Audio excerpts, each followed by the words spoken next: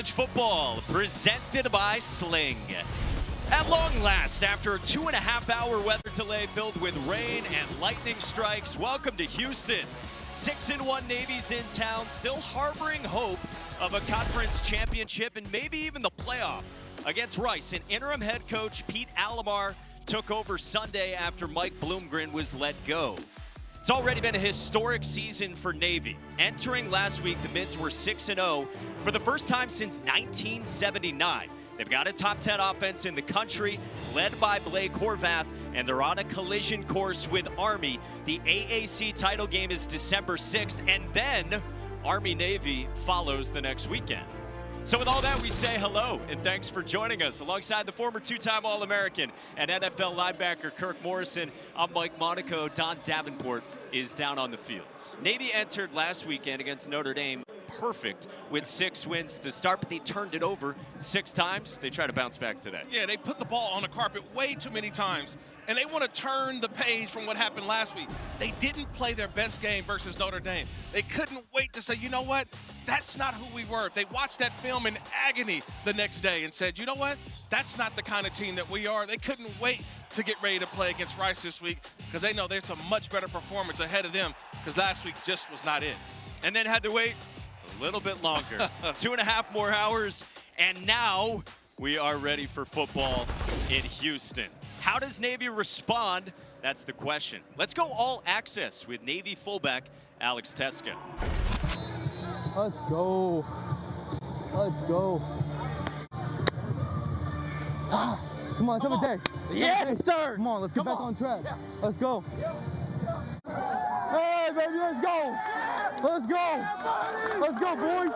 Let's go, boys. Come on. Come on.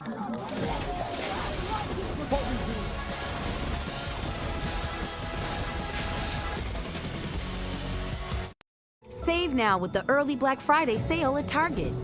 Get 30% off select toys, 30% off holiday lights, and up to 50% off small appliances. Hurry, these deals end Saturday. Save more on gifts. Happier holidays from Target. It's the return of women's college hoops. Oh, my! Ready to run it back? Are you kidding me? With the game's brightest stars. She is going to put on a show tonight. Must-see matchups. Wow. And off-the-charts hype. This is what we came to see. Let's go. The 2024 Allied Tip-Off. NC State, South Carolina. Sunday at 3 on ESPN. Changes in the air. This isn't last season. This time, it's different.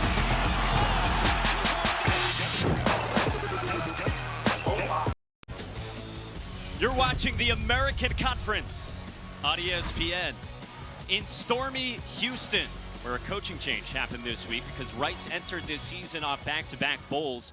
But 2-6 for E.J. Warner and the Owls through 8 games, and so athletic director Tommy McClelland made the move. And on Sunday, fired Mike Bloomgren in his 7th season and made the move to interim head coach Pete Alamar. And this was the statement from the athletic director here in Houston, touting what Mike Bloomgren has done, the way he has carried himself. We can attest to that as well, but determined that new leadership is necessary to guide this program into the future. Pete Alamar takes over, and he is with Don Davenport. Yeah, Coach, I know it's a tough week for this staff and these players. What kind of a response have you seen from this team leading up to this one? So proud of this group, proud of the staff and how they've stepped up, really proud of the players. These guys have embraced trying to go out and win the month of November, and their work ethic has been stellar.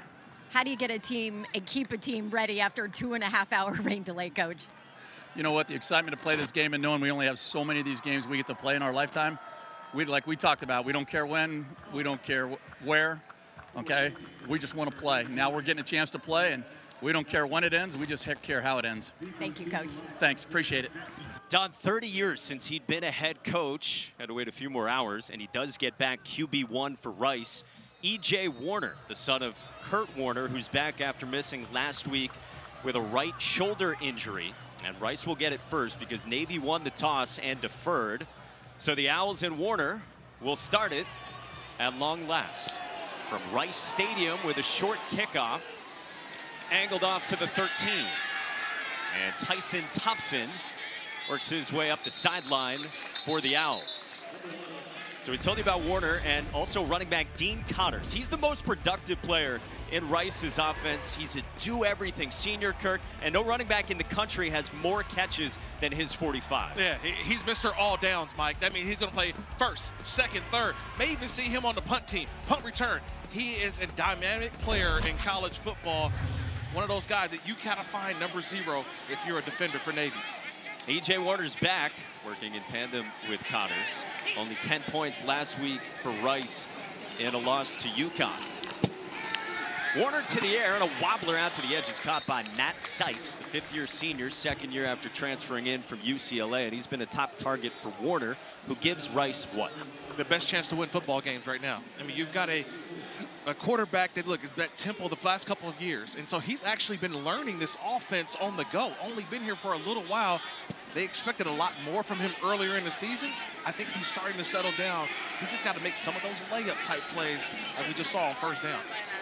Going right back to the air, and there's Connors with catch 46, and they closed quickly on him. Ray Lane, the stud safety, for no gain in third down. Yeah, we're going to say his name a lot. You talk to these Navy coaches, everyone kept saying, Kirk, Ray Lane, Ray Lane. I'm like, okay, what about Ray Lane? He's the NFL guy on this roster for Navy. So you're going to see him involved. Number 18 in white is going to be a guy who's going to be in on a lot of plays. 4-year starter. Pete Alamar's team faces third down and 4 on its opening possession.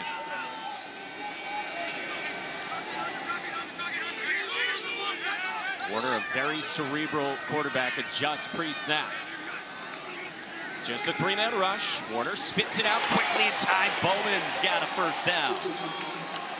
Happy to have him back. The Florida transfer, redshirt sophomore, just his second game, was dealing with a lower body injury all year. Yeah, that's a nice throw. So you talk about these easy throws for Warner. Get the ball out quickly, but put it where your receiver can make the catch and go upfield. That's an outstanding throw early on from E.J. Warner. Was limited in practice some this week, but has come out throwing in the rain. Back to the air, and Warner for the sideline, incomplete for Braylon Walker.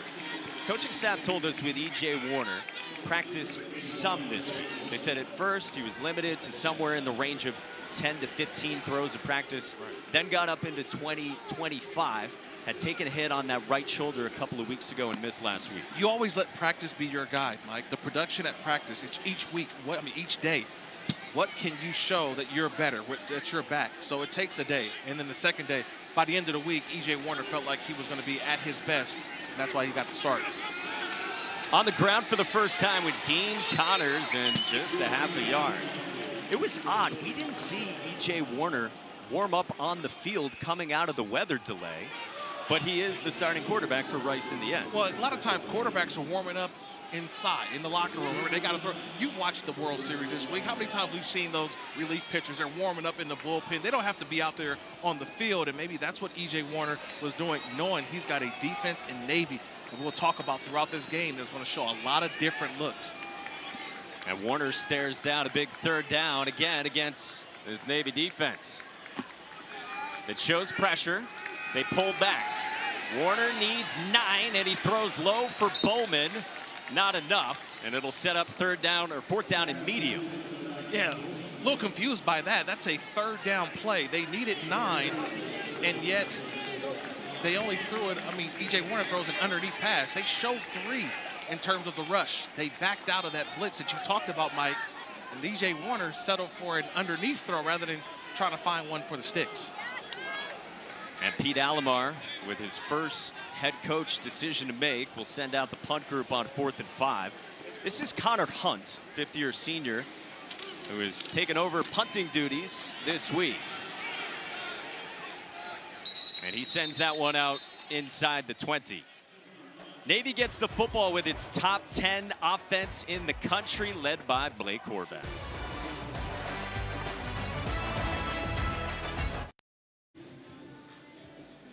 Well, we've got more bad news to report from Rice Stadium in Houston. As you can see, we're in another weather delay. After the first drive of the game, Rice ended up punting. Navy was about to take the football.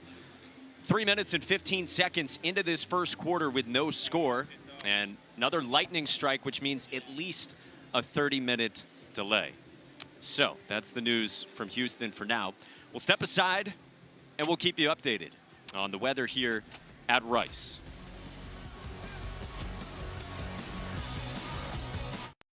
To ESPN College Football, presented by Sling. All right, if you've been stumbling around on your college football Saturday, here's what's been happening in Houston. 3 o'clock Eastern time, warm-ups ready for Navy and Rice. Supposed to kick at 4:05 Eastern, but because of lightning and rain, we started 2.5 hours later, got going at 5:30, played a whopping 7 minutes, more lightning, and so at 6:37 Eastern time, re-entered a weather delay. But fear not, about an hour later, we're back on the field. We're still here in the booth. We haven't gone anywhere. Kurt Morrison, Mike Monaco, Don Davenport with you, and we think we're going to get going here again. We're 3 minutes into the game, and we're 3.5 hours into this. Yeah, absolutely. It's not the way we wanted to start, but guess what? We will have football, and I can't wait because I've been waiting all week to see how this Navy offense will respond for what happened last week versus Notre Dame. Yeah, this game is scoreless. Rice punted, and now Navy does get the football, and they're a top 10 offense in the country. It's Kirk's key break down their great offense. Yeah, because when you think about Navy's offense, it's all about DQP, dive, quarterback, pitch. You got to have somebody for the dive, have someone for the quarterback, and also the pitch. This time you've got the pitch covered, but you got to have the quarterback covered. Oh, that's not all, Mike. Guess what? This 2024 Navy offense has now added the vertical passing game. So now it's dive, quarterback, pitch, and pass. And that's why Navy's offense has been electric this season. And a big part of that, the quarterback, Blake Horvath, the junior from Ohio, is because this guy's been awesome. Second in the country in QBR, only behind Indiana's Curtis Work. But you see last week, in a game in which Navy turned it over 6 times against Notre Dame, he was credited with 3 of those. Yeah, it was just ball handling. It was nothing that Notre Dame did defensively. It was just the ball handling of Blake Horvath. He talked about it. He's excited to get back out there and play his game. So here we go. It's a hybrid wing tee with the triple option in it, and with some pro style as well. Blake Horvath nearly lost his footing, lofts it, and it's intercepted by Tyson Flowers. After all that, Navy's first play is just like last week. And they must have heard the keys of the game, right? We were talking about Navy's offense. We just talked about it. Dive, quarterback, pitch, but also the vertical passing game. Tyson Flowers just plays his deep safety position. He's a viper, that's what they call it on the defense for Rice. And he just goes up, keeps his eyes on the quarterback, and Horvath takes him to that interception. Way to high point it and start this game defensively for Rice.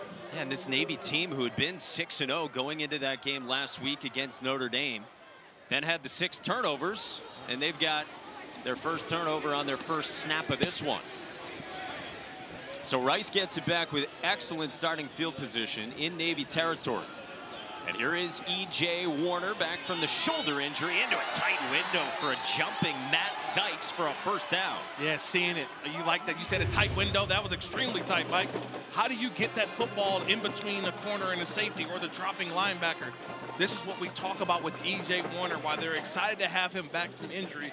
It's those plays right there, tight window throws. The Temple transfer, who had 400+ passing yards last year with Temple against this Navy team. Dean Connors off the right side. For interim head coach Pete Alomar, Mike Bloomgren on Sunday got fired in year 7 by the AD Tommy McClelland. And so 64-year young Pete Alomar is a head coach for the first time in 30 years. He had 1 season as a head coach collegiately in Mexico. He's waited a long time for this opportunity, but a lot of guys that he's coached along the way, outstanding special teams and tight end coach throughout his coaching tenure.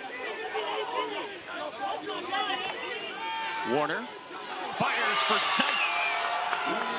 Down to the 5. Rhythm. It's just rhythm throwing, on-time throws from E.J. Warner. He's setting that back foot, Mike, and he felt the pressure on his coming from his left side. He felt that pressure. but was able to deliver a strike. And now you've got 1st and goal, Rice. And it's 3 targets for Matt Sykes, who's second on the team with 41 grabs. The 5th-year senior spent his first 3 years at UCLA. First down and goal. Connors tries the right side. Why hasn't it worked for this Rice team? Through 8 games, coaching change comes, a program that the last 2 years have been to bowl games. Well, I think a lot of it was just some of the close calls that they've had along the way, Mike. I mean, Tulane, they had that game, they felt comfortable, but you turn the ball over late, and that's how you lose those types of games. Also as well, a late loss to Charlotte, 21-20. So there are some games that they should have won and played better in. They have a much better record, and maybe Bloomgren is not fired. That's the situation that they're in right now, but they're all about today, all about winning and finding a way, and we got a timeout by head coach Newberry over at Navy. Rice went heavy personnel, brought in an extra offensive lineman. So Brian Newberry counters with a timeout with inside of 10 to go here in the first. We'll step aside. Folks, we have football here in Houston. Thank goodness. ESPN College Football is presented by Sling. Choose and customize your channel lineup. Full timeout on the Sling field. lets you do that.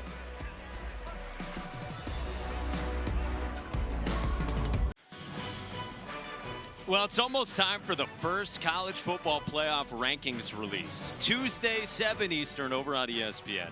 The College Football Playoff Top 25 show presented by Allstate.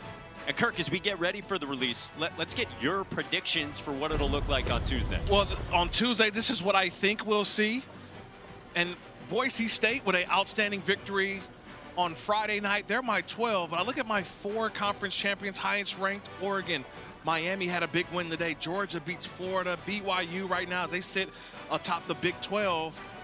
But keep an eye on Boise State, Mike. Keep an eye on them. They could be one of those top-ranked group of 4 teams. And fans, don't forget to go to ESPN.com/Allstate Playoff Predictor to check out your team's chances to make the college football playoff. Kirk, I got bad news, buddy. Players are leaving the field again. We have played a grand whopping total of 5 minutes and 24 seconds of game action, spread across a couple of different stints. And you can see the frustration from the players as well, as E.J. Warner, the Rice quarterback, departs and Navy heads up the tunnel, a place they are unfortunately all too familiar with. We'll step aside and then we'll check back from Rice.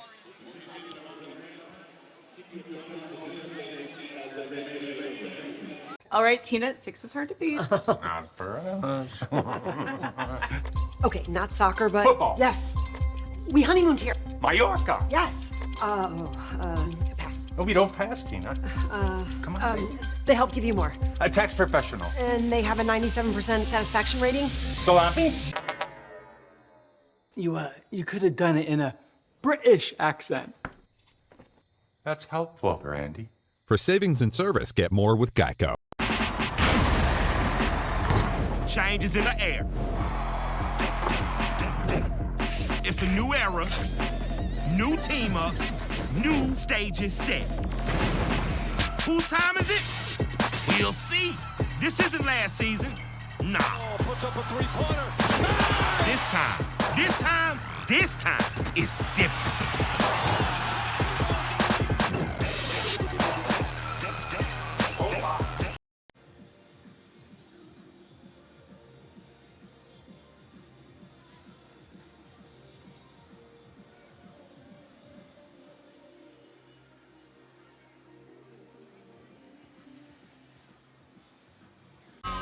You're watching the American Conference on ESPN.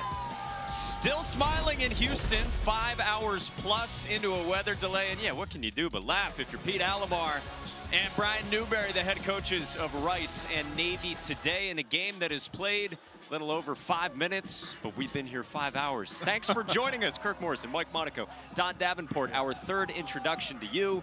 And this has been wild. How do you as a player now settle into it? You know, finally, you just got to focus in and say, you know what, be in the moment, be in the present. I've had games like this before. Make sure you're warmed up because the body's starting and stopping and starting and stopping. From experience, Mike, I had a muscle pull in a game like this. getting back warmed up is the most important thing right now for these players. These are the particulars. 5 hours and 6 minutes of delays. And for Rice and E.J. Warner in a scoreless game with about 10 to go in the first, they've got second down and goal, and Dean Connors is in for a touchdown. 5 hours in, we've got our first points. That is a will and a want-to type of touchdown. Remember, your head coach is fired this week. There's so much turmoil going on right now. There's not a lot really to be excited about, but that doesn't stop Dean Connors from finding his way into the end zone. Will not be denied. This is about will and want to, Mike. A lot of guys probably don't feel like it. It's been a delay. All the excuses in the world. Dean Connors told you, I don't need excuses. I need touchdowns. Tim Horn is on for the extra point in a week that might be feeling like it's never going to end. For Rice, well, they've got points. And look, this is a really important game for Navy as well. You see they're 6-1 overall, 4-0 in the American. Entered today one of 3 undefeateds remaining in the American Conference, with Army, who they're going to play at least once this year, Tulane as well. And so these are the odds to reach the conference championship game in the American. Yeah, and right now, look, you mentioned it. Army had a big victory today. Tulane, they're on a collision course later on in the year, going against Navy already. So every game is going to be paramount the rest of the way for Navy. Last week was a loss, but that was a non-conference loss, Mike, to Notre Dame. It's all about the conference championship game, and that's what Navy is hopefully building up to. Brian Newberry's team coming off that 37-point loss to Notre Dame. Said he felt like they got outside of themselves. He felt like maybe the stage was too big for their players last weekend.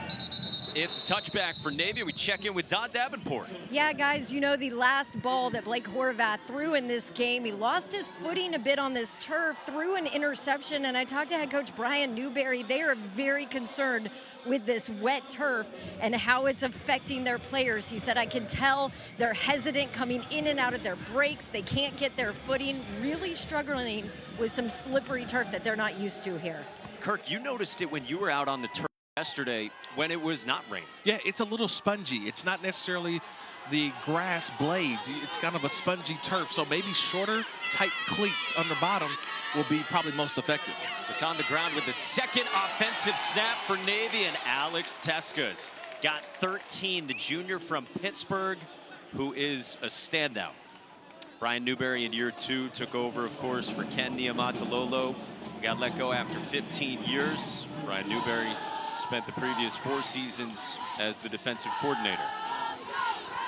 All kinds of shifts and emotions for this Navy offense. And it's Teska tumbling again for a top 10 offense in the country. Yeah, but it's still always predicated on the dive, the quarterback play, and the pitch play. But this year, watching Navy play, they're developed more of a passing game. It's a vertical passing game. They've gotten deep down the field. That's where the big shots, the explosive plays come in for Navy. So that's the element that a lot of defenses now have to go up to that challenge of their offense. Eli Heidenreich, who's one of the standouts offensively, gets strung out and bumped out. Finished off by Gabe Taylor after just 1, and it sets up 3rd down for the Mids. Yeah, you feel it, right? Who's going to bring the intensity? Right now, the Rice Owls, they're excited. They're playing above. You mentioned it. There's a lot right there. And Drew Cronick, the offensive coordinator for Navy, he's going to have to figure things out, because early on, you're seeing an active defense right now for Rice. They're trying to make things very uncomfortable for the quarterback, Blake Horvath. Despite all the struggles Rice has had, the defense has been very good. 2nd best in the American in terms of yards allowed per play. 3rd down for Navy.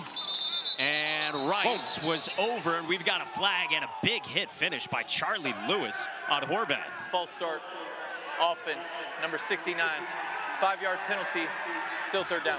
It's on the sophomore right guard, Cam Nichols, and that'll back up Navy, who's had a sloppy start. Yeah, you would hope that you just get the penalty, but Lewis goes in and he completes the play. He puts Horvath on his back. Probably could have been called a penalty, but the officials came in that whistle. a little bit late. They could have called it a little bit earlier, but 3rd and 10. Navy doesn't like to navigate offensive challenges like this too often, but they got to put the ball in the air. Something, as you said, they've been doing more of this season. Play fake, roll out. Horvath for Heidenreich, and he's blown up by Gabe Taylor. 4th down. That was a levels route. Levels route. There was 2 receivers on that route. There was a high and a low. And you see Horvath get out of the pocket. The high was taken, so he took the low and underneath. And 22 Heidenreich got belted right there by Gabriel Taylor, short of the 1st down marker. Younger brother of the late, great Sean Taylor. Gabe Taylor, a 4-year starter in his 5 years here on South Main, stepped up big time on that drive. Riley Reithman gets away, an excellent punt to Tyson Thompson from inside the 10. Thompson breaks a tackle, takes off, and Thompson takes it out past the 35. Reithman, the punter, tripped him up after 32.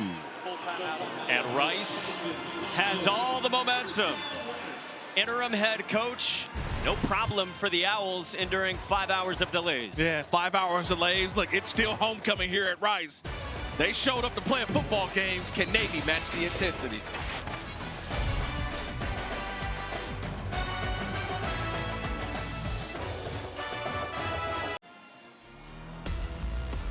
Tomorrow is the final day of the NWSL regular season. We've got both games starting at 3 Eastern on ESPN and Plus. Kansas City Current against the Chicago Red Stars, then 5:30 Eastern, Louisville and San Diego on ESPN. Rice gets it back with the lead, and Dean Connors makes the catch downfield. 32 yards to the trusty running back from E.J. Warner. Well, you tell me, Mike, do you like that kind of... I like that matchup. I like my running back, Dean Connors, on the linebacker, Kyle Jacob. If I see my tailback and a linebacker's guarding, I'm going after that matchup, and that's exactly what E.J. Warner did. A nice throw over the shoulder of the linebacker right into the arms of Mr. Dean Connors. Who we told you leads all running backs in the country in receptions. We were talking with him yesterday. We said, did you have to learn that? He said, no, I really had to learn running back. I played receiver and tight end in my younger years. So the receiving part comes naturally for him. And now we get a flag pre-play. They get a false start on that left Prior tackle. to the snap, false start, offense, number 77, 5-yard penalty, still 1st down. They get Brant Banks, the 6th-year senior. They get a couple of guys on that one. They're ready to go. They're ready to get off on the ball. And that's what I talked about, the intensity, Mike. You can see right now the way the Rice players, they're pumped up. They're ready to go. And the way that they're getting off the ball, a little anxious there. Got to wait for that snap. Yeah, it's a family and friends affair after 5+ hours of delays here at Houston. 2 running back look. Quentin Jackson motions out of the backfield. They swing it opposite to Dean Connors. Hezzy blown up. Jackson Campbell, the junior from Tennessee, for a loss of 2, stuck Connors. Yeah, nice job by Jackson Campbell. That goes down as a tackle. But for me, just watch the way the technique. Got the head to the outside. That's what you want. Get that head to the outside. Get both hands, wrap up. If you don't make the play, let the cavalry come in and go ahead and bring them down. But that's a nice job in the open field by Jackson Campbell. Who they didn't think played up to his level last week against Notre Dame. They challenged him this week. Jackson, who is slippery, couldn't escape. Colin Ramos, sure-handed senior will linebacker. 1st team all-conference last year. Well, there's a reason why he's all-conference. There's a reason why he's getting opportunities possibly to the National Football League. He's not fooled. He sees offensive linemen going up the field. He just stays in his zone and reacts and makes a nice play for a minimal gain. How fun was he to talk to this week? So impressive, like all these Navy players. He's praised. He's part of that Don Bosco group, that coveted high school over in New Jersey. Sets up 3rd down and long for Rice. Warner, screen, tied Bowman, flipped it to Jackson. And Quentin Jackson is bumped out of bounds. And B.D. Williams popped him right near the sticks. And it'll be close, and it's a 1st down. Yeah, I had no idea, Mike. I thought it was a fumble. I thought someone hit, but he did not. That was not a fumble. That was just that was a pitch back. and an outstanding job at a play call. They're doing things a little bit different here right now, right? Marcus Tuiasosopo, offensive coordinator, having some fun, pulling out the tricks, Mike, in the early stages of a football game. Again, head coach Mike Bloomgren in year 7 was fired on Sunday after a 7-point loss against UConn that dropped Rice to 2-6. They've got the lead on a team that was ranked last week. Warner for the end zone, incomplete. Intended for Kobe Campbell. Yeah, that was the vibe talking with Rice, that they don't feel like in any way it's been a motivation problem. They don't feel like it's been a culture problem. Everyone has spoke really glowingly about Mike Bloomgren. They've sort of rallied around doing it for him. And Pete Alomar, the interim head coach, taking over for a guy he told us is one of his best friends. Well, I think a lot of it has to do with trying to overcome what they lost. Remember, JT Daniels was a quarterback last year, longtime college football player. Luke McCaffrey, wide receiver. Those players are gone. They've been trying to find others to bring that same type of production. Connors lowers the shoulder, and Dean Connors came to play, staring down Mbidi Williams and company. Yeah, 6 foot 206. Dean Connors, I watched him on tape all week, and I said, no, he's not that big. Seeing him in our meeting with him yesterday, Mike, he is every bit of 6 foot. And he's a little bit heavier than you think. He's really built out, and I think he does have a frame for the National Football League. Does a lot of things that an every down back does. He's even improved in his pass protection. Checks out here, and Quentin Jackson, the electric 5'7" running back, steps in for him. Play clock beneath 5. Navy backs off. Warner, end zone for Sykes. Got it for a touchdown. 17 yards up the ladder to Matt Sykes. Mike, what a throw. This is the second throw that we've seen E.J. Warner get it above the right below the safety, but above the corner. He's hitting what they call the honey hole. It is a tight spot to get that ball in. John Gruden, former coach of the Buccaneers, Super Bowl coach of the Buccaneers, the Raiders, he always talks about good quarterbacks got to get it in that honey hole. And I tell you that one, E.J. Warner, definitely that makes Dad proud. Kurt Warner, the Hall of Famer, that's a terrific throw. Sykes and Warner have been well connected so far. And E.J. Warner has stepped up in a major way in his return from missing last week's game with a right shoulder injury. He was limited this week in practice, but he has come out slinging this thing and is 11 for 13 for a $121 in that tut. Tim Horn tacks on the extra point, and it is all Rice. Hey, this season, Allstate will celebrate every field goal and extra point made by participating universities by making a donation to the university's General Scholarship Fund. Thank you, Allstate. Yeah, Matt Sykes showed them good hands right there. You needed some hands on that one. Helping out your receiver, Mike. We just talked about it. Luke McCaffrey was so much of this offense a year ago. And now all of a sudden, yeah, you get loved up over there on the sideline. Everybody, that's an exciting play to get out there. And the way that the start to this game, regardless of the delays, the weather, there's no excuses right now. And Rice is definitely taking advantage of it. And how about Pete Alomar? Waited 30 years to get another head coaching opportunity. Certainly not the circumstances he wanted to get it here this week as the interim head coach. 5 hours is nothing to the gregarious mid-60s longtime special teams coordinator. Isaiah Bryant lets that bounce for a touchback. You see a lot of cut blocks with Navy. Let's learn, how do you defeat it with Kirk Morrison? This is how you defeat the cut block. Number 1, keep those thumbs in tight. Here we go. Set, hit. Just like that. All right, talk us through it against cut blocks, which you often see from Navy. Yeah, look, in my college career, played against the Air Force Academy throughout my time in the Mountain West Conference, Mike, and these offensive linemen, even running backs and halfbacks, if they get in front of you, they're trying to get you on the ground. They want to stop you. You got to be able to defeat the cut blocks, especially on third down, which they've already done before. Dabo Fofana for 2. We talked with Josh Piercy, defensive end for Rice yesterday, and he talked us through exactly that. He said you connect your thumbs, Get your hips, get your feet out of the way, and you push the helmet down. You have to push the helmet down, but also use it kind of like a catapult a little bit to keep you upright. They're trying to take your legs away from you, but what you do is you push down and make sure you give a little ground to make sure your feet are set, and you go make a play.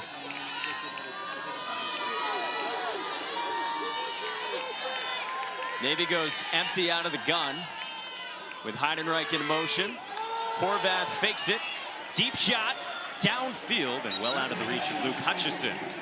Third down. Man, well covered again. Gabriel Taylor in coverage. This is an outstanding job. When you play against Navy, those corners, they're going to be active. Meaning active in the running game and trying to make tackles, but you have to stay awake. You can't fall asleep for plays that get deep down the field. That's where the explosives come in from Navy. Can't get tired of doing your job. That's what Brian Smith, the DC for Rice, said to us yesterday. Third down and 8 for Navy. Late first quarter, down by 2 touchdowns.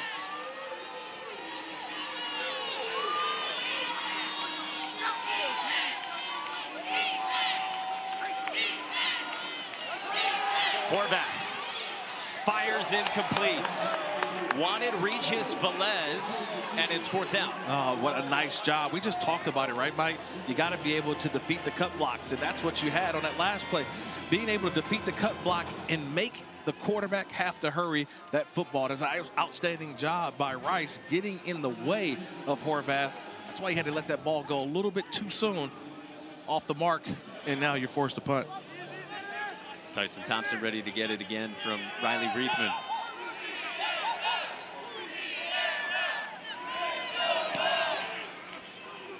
Great punt again, since Thompson backpedaling to the 14. A lot of green turf in front of him, and he gets wrangled down at the 26. Hey, kick off your NFL weekend with the Sunday NFL Countdown Crew, 10 a.m. Eastern. And the Monday Night Countdown Crew gets you set for Bucks Chiefs, 6 Eastern, both on ESPN and the app. And then at 8 Eastern, Monday Night Football is Bucks Chiefs on ESPN and Deportes with Peyton and Eli. On ESPN2 with the 7-0 Chiefs led by Patrick Mahomes. Yes, 7-0 Chiefs. Patrick Mahomes not playing his best, but this is a football team that just knows how to win. They find ways to win. On the opposite side, the Buccaneers, when they lose Mike Evans, also Chris Godwin. But man, it's funny to think your quarterback's not playing well, but you see the number to the right, the 7-0. I'd take that all day. Dean Cotter's on the ground for about a yard, wrapped up by Matt Reyes. And here on a Check's watching. Still Saturday night, yeah. So it feels like almost Sunday. It's an AAC After Dark moment here. The American Athletic Conference playing into the night. Well, how about Rice's offense? First quarter points, the last half dozen games, only 3 total. Sure enough, 2 touchdowns from E.J. Warner and company tonight after the coaching change and amid the weather. Plenty of time. And Warner checks it down. Here's Jackson. Well defended. Jacob and Campbell in on the stop after 3. Third down coming up. Yeah, nice team defense there by Navy. They're going to show multiple looks. Me and you, we talked about it all week, Mike. There's stems, there's stunts. They're going to show you one look, and then post-snap it's going to look different to the quarterback. And that's what it was in that last one. They showed 5 guys up along the line of scrimmage. They dropped 2 guys out in the zone and able to make a play. Stem is what for the casual fan? Yeah, the stem is right before the snap. You move into a different gap. You shift your alignment. Third down and 7. Rice is 3 for 4 on third down so far. Warner escapes Campbell. Eyes downfield, and Warner finds Sykes again. Matt Sykes with a first down. Dozen yards and a good pickup to close out the first. Yeah, you got to be able to keep your edges. If you don't do that, that's what E.J. Warner shows off his ability to get out of the pocket. Jackson Campbell gets in too close. E.J. Warner makes a play. Navy's American hopes and those slim playoff hopes getting tested in the first. All of Rice in Houston.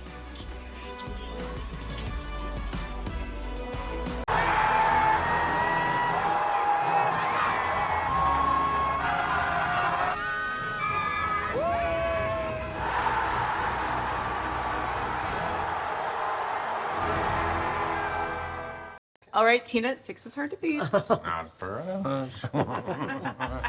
Okay, not soccer, but Football. Yes. We honeymooned here. Mallorca. Yes. Pass. No, we don't pass, Tina. Come on. babe. They help give you more. A tax professional. And they have a 97% satisfaction rating. Salami. You could have done it in a British accent. That's helpful, Randy. For savings and service, get more with Geico. Wakey, wakey. Sunday morning football is back in Germany, and NFL Network has an NFC clash live from Allianz Arena in Munich. Giants, Panthers, Sunday, only on NFL Network. In a coaching journey where Pete Alomar and his wife have lived in 26 different houses, the only other head coaching job was at the Autonomous University of Nuevo León 30 years ago, where Pete told us first time he got paid was with a giant paper bag of pesos in Mexico. 30 years later, he gets another crack at being the head ball coach. With no direct deposit, Mike. No. E.J. Warner on the run. And Braylon Walker makes an excellent catch along the sideline. And now the back judge comes in and said incomplete along the sideline. So let's check. They're conferring. The rolling on the field is a completed pass, first down. And they say catch for 15. Man, E.J. Warner's in his bag right now, Mike. This nice little play. He's going to his left, so he has to get his shoulders all the way around. And that's a nice delivery from E.J. Warner to the sideline. Gets that 1 foot down. That is a catch. Dean Cotters on a first down run for 2. So Pete Alomar's got to be thinking, this coaching thing is easy. You just go up by 14 early, endure all the weather delays. Yeah, this is good. I mean, I haven't seen this Rice offense operate the way they are to start this football game. And on the opposite side, if you're Navy, it's here we go again. This is how they started last week's game versus Notre Dame. Didn't have the greatest of starts. Notre Dame goes up a couple scores, and you just look at that sideline for Navy. Not a lot of juice, not a lot of energy right now. You look at this Rice sideline, everybody's standing up ready to go. Warner, quick one, and it's Elijah Moharo, the tight end, for a first down. Guys, this Navy defense remembers Warner. Remember, he threw for over 400 yards last year while at Temple against Navy, and the players told me that is still one of the worst performances ever from their back end. Rayon Lane said, we knew that he's going to come in confident, throwing the ball in tight windows because he's done it before against us. This Navy sideline looking for a spark right now, too. Yeah, Don, you never want to be on anybody's highlight tape. Navy was on E.J. Warner's Temple highlight tape just a year ago. 2-year starter there and then transferred here. Warner, deep shot for Bowman. Can't make the catch, just out of his reach. Bryce Allen was in coverage, a sophomore getting a bigger opportunity. Yeah, the one thing that you can say is you kind of feel like E.J. could have put a little more air on that one, let that one fall in the basket. And maybe a grab a little bit, but I thought not enough to rise to the level of the official to throw that flag. With E.J. Warner off to a good start. 15 for 18 so far.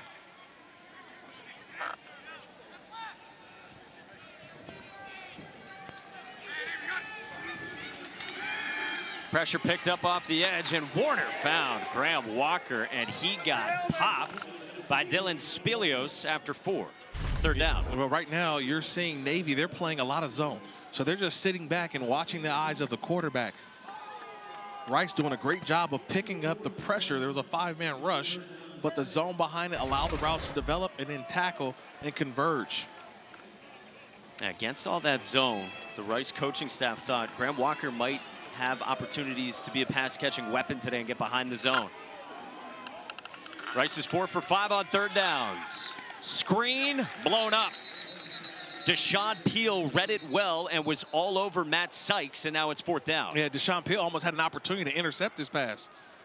It's a great recognition of the play. They went 4 strong, Mike, so you had 3 receivers to the right. You throw the motion by the running back, and that's the attention going one side, not Deshaun Peel. He was like, wait, I get man-to-man on the backside. He almost could have had a big play and got his team going with a turnover. Pilu had 2 pick sixes the same game 2 weeks ago against Charlotte. So Tim Horn comes out from 47. Third week back on the job, has taken over as the kicker. Last couple of weeks, he's made both his attempts, and Horn is good from 47. Right down the middle. 17-zip, Rice in front of Navy. There is the Taco Bell Live Más student section. All season long, student sections across the country have been competing to be the Taco Bell Live Más student section of the year. Download the Taco Bell app to learn more. Yeah. Having fun. I don't know if they're students, maybe grad students. Yeah, grad medical students, a lot. There's a lot going on over here at Rice. A lot going on. A couple pregame meals for us.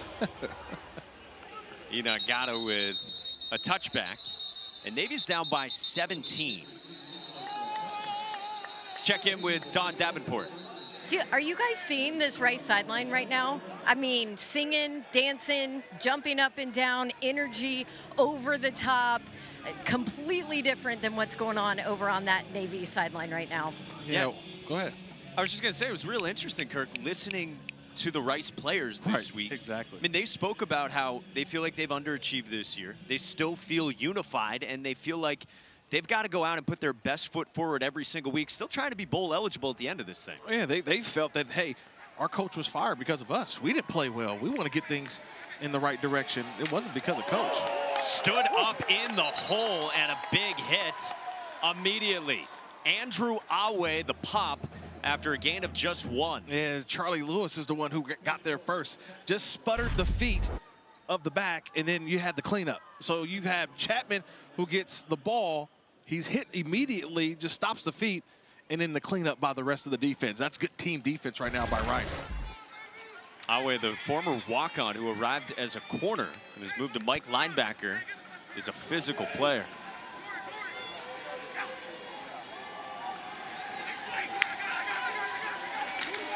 Blake Horvath pulls it, and he gets the edge. Blake Horvath finishes his run into plus territory at Maxahoya.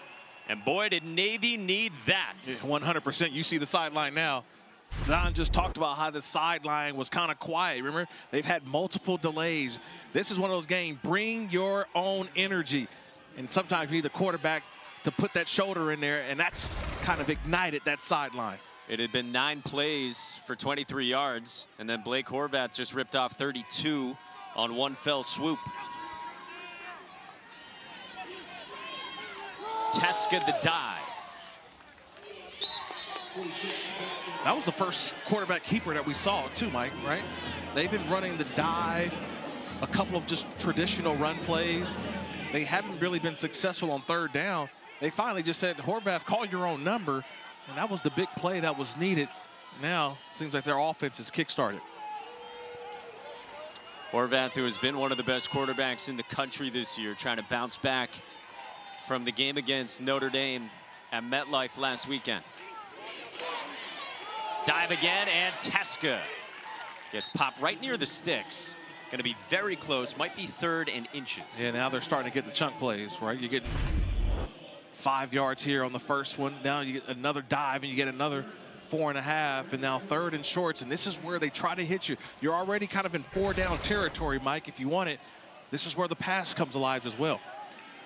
A lot of options for Drew Craddock, hired by Brian Newberry in the offseason, and it's the quarterback, Horvath, with a push for a first down. So last year to this year, it's been massive, and it's part of the reason why Drew Craddock has become the most famous Chronic since Dre dropped his album in '92. Yeah, which one though? The first one or Chronic 2002? Like you mentioned, there was 2 Chronics, but Drew Craddock has been the one that's been really just a change that I don't think Navy knew they needed, but he's been a success. And he didn't want the job at first. It took him a while to finally say, you know what, I want to be here. This is what I want. This offense has definitely loved every bit of it. Horvath wide open downfield, and it is caught by Amin Hassan. Thrown a little bit behind him, and so Hassan only gets 23 and not 6. Well, it could have been a touchdown. It could have been a touchdown, but Horvath, if you watched him, did not put enough air on that ball. and it just kind of sailed at the end, was caught, and Hassan went down. Rice was trying to get his personnel on the field with Navy going up tempo in the red zone, so Pete Alomar had to burn his first out. They passed out of the option, and Hassan on the throwback was all alone. Brian Newberry's team trying to get on the board, down 17.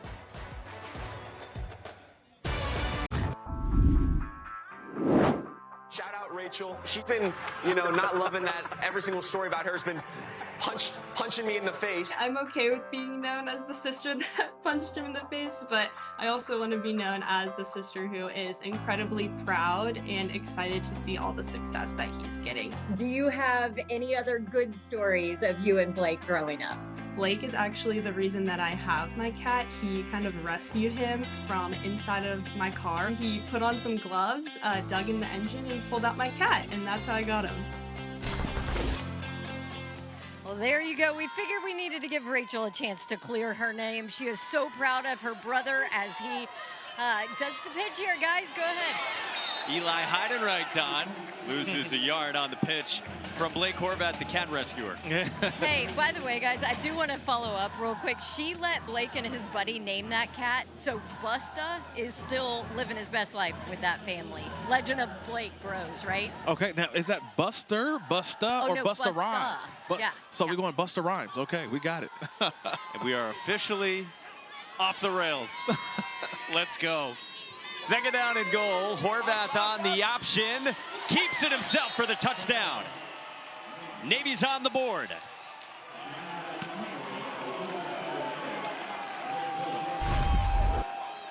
It all comes together.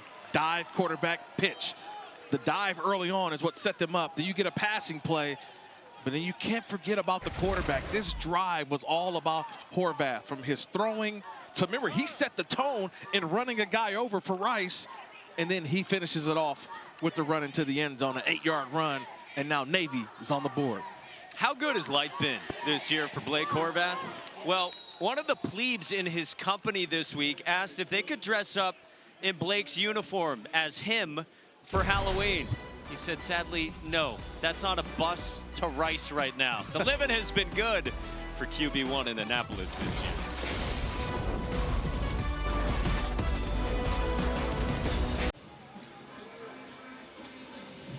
We welcome you back to Houston, where Rice is on top of Navy 17-7 from Rice Stadium. If you're just flipping around and landed here, welcome. We are only in the second quarter. 5 hours and 6 minutes of delays. And Rice getting the football with Tyson Thompson letting that bounce. It stayed inbound, so he picks it up and gets past the 30 anyway. Good starting field position for the Owls. Hey, this week's college football playoff rankings are brought to you by Chick-fil-A. And it looked like Miami was going to be in trouble, and then they stormed past Duke. Yeah, now they're going to move up in the rankings. And remember, this is the AP Top 10. I can't wait till the reveal on Tuesday. Finally get our first look at the college football playoff rankings. So I'm kind of excited about all of this. Right now, Texas A&M in a dogfight with South Carolina, too. Well, let's talk playoff. Our all-state playoff predictor for Navy. Slim chances, right, for them to get to the 12-team playoff. But with a win, definitely feeling better about things than a loss, which would be a death sentence for that. So you're saying there's a chance. Jim Carrey on line one. Absolutely. Rice with the football again, and E.J. Warner toward Braylon Walker, incomplete. That was dangerous with Andrew Duhart in coverage. Yeah, what a break by Duhart, right? He stayed on top, realized that that ball was going to be a quick hitter, and he put that foot in the ground. We talked about this turf already a couple times, Mike, but that break on the football, he was either going to hit it, hit the receiver, or he's going to intercept it. Nice break on the ball. And it hung up there after Walker went jumping for a bobble.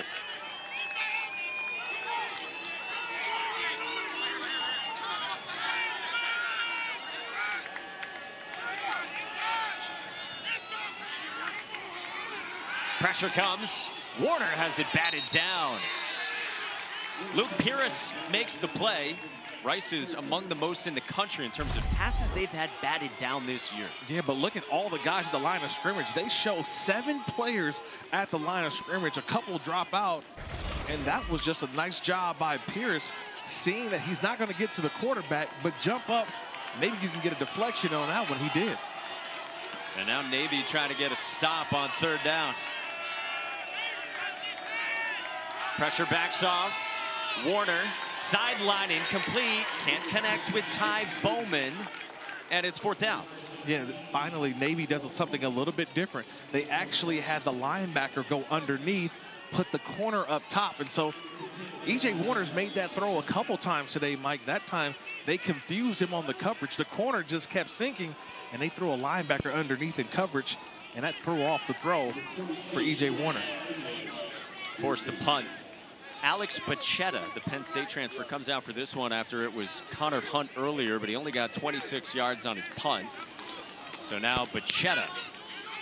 High kick, not very deep, bounces inside the 30.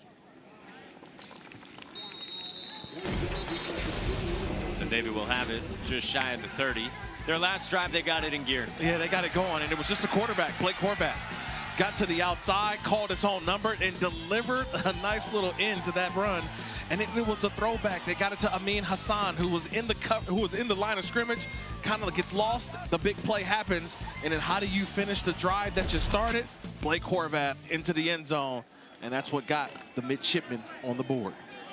And he's now 2 weeks removed from spraining his thumb on his throwing hand against Charlotte. Got asked a lot about that this week. I think he had a Twitter page started, Blake Horvath Stump. It was the story around Annapolis.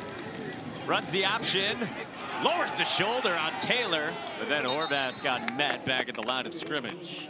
Yeah, it was 2 weeks ago, sprained his right thumb. He told us he didn't really feel it with the adrenaline in that game when it happened. So last week against Notre Dame, they put on what he called minimal tape to add some stability.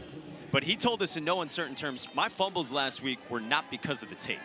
Yeah, people are always going to try to find excuses, though, right? They're going to try to find reasons. And that was maybe a reason. He got rid of that tape so quick, he said, like, look, I don't need this. And went out there and continued to play and played every snap last week. Hands it off here. Dabo Fofana set up 3rd down and long. And he wanted to make clear to us as well, it's not the thumb he injured last year. Right. Where he broke the thumb, tore the UCL in that thumb, and had to have surgery, ending his season early. Well, now we're going to get a good test of that thumb right here on 3rd down and see how his accuracy is. This is a 3rd and 8 play, and now you got to find someone that you can get and who you can trust. Hutchinson has kind of come alive here, but the most trusty receiver is Nathan Kent, 82. He's lined up top. Top of your screen, the speedster, the track star.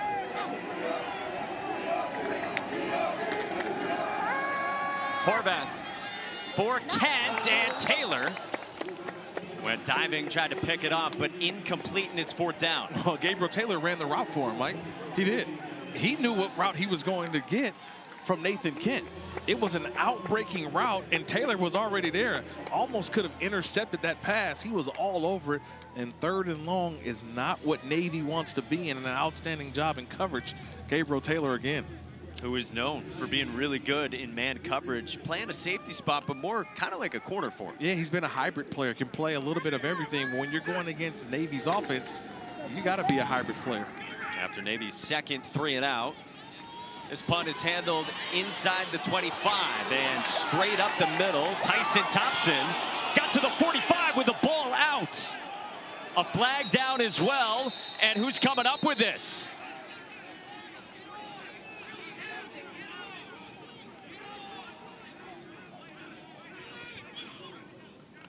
I think at the bottom of it looked like it was Ramos. Does he still hold on to the football? He's the one that was raking at it right when it was on the ground. Thompson comes away with the football, not Ramos. And we still don't have a signal on who possession belongs to. I think Ramos is saying he had possession, but was stolen away from him. He was the first person there. The fumble was recovered by Rice.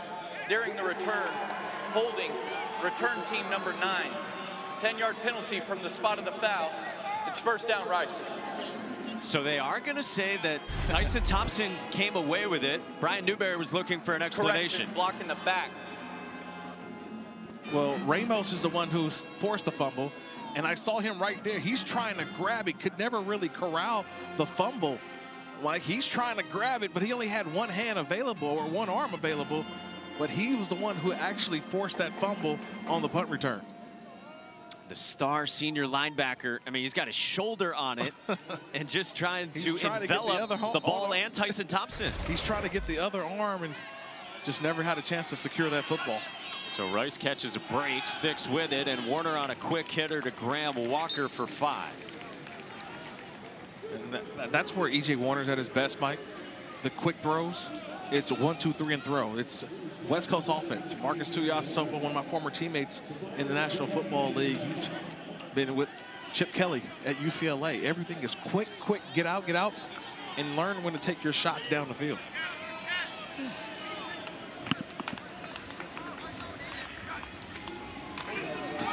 Dean Connors straight up the middle with a first down past the 40. He signals after a dozen. Yeah, that's a nice job by that offensive line. Getting some blocks up front. Creating the space. And the one thing about Connors is that he's a glider. He's not a real quick acceleration guy. He glides to the hole but has great vision. And you can see he allows the blocks to develop and then finds the hole and hits it and goes 100%. Longest rush for Rice in this first half. First down from the 41, and another quick one to the edge for Matt Sykes. He's already got 6 catches for 78 yards. Those are easy throws though, right, Mike? Those are just get the ball out. Get it quickly over out there. If they're going to play 10 yards off, you take the 5 yards. And 2nd and 5 or 6 is a lot better than 2nd and 10 plus. Rice leading by 10 during this 2-6 season to this point.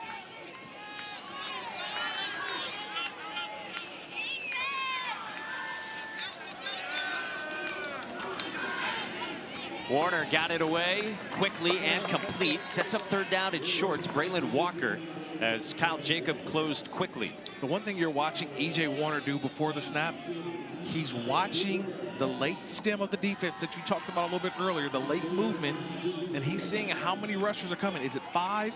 Is it 6? If it's 5, he's realizing there's a void in the defense, and he's getting the ball out quickly. That's why you see so many short, quick throws. He's known for his mental acuity. 3rd down and 2, and Warner had to get rid of it, incomplete. Wanted Sykes, Peel was draped all over him, and the pressure forced the quick release. Yeah, it's Ramos again. He was getting it done on special teams, and then he gets off the right side, off the edge. He gets there, it just can't be blocked. He gets in the face of Warner, who had to get rid of that football quickly, and a nice job by Peel again. On the last drive, he had the play on the screen. This time, he knocks that ball away on 3rd and short.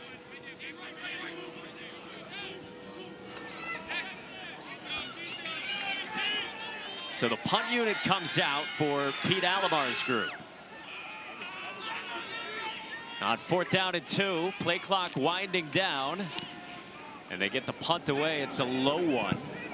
Bounces for the Owls all the way inside the 5.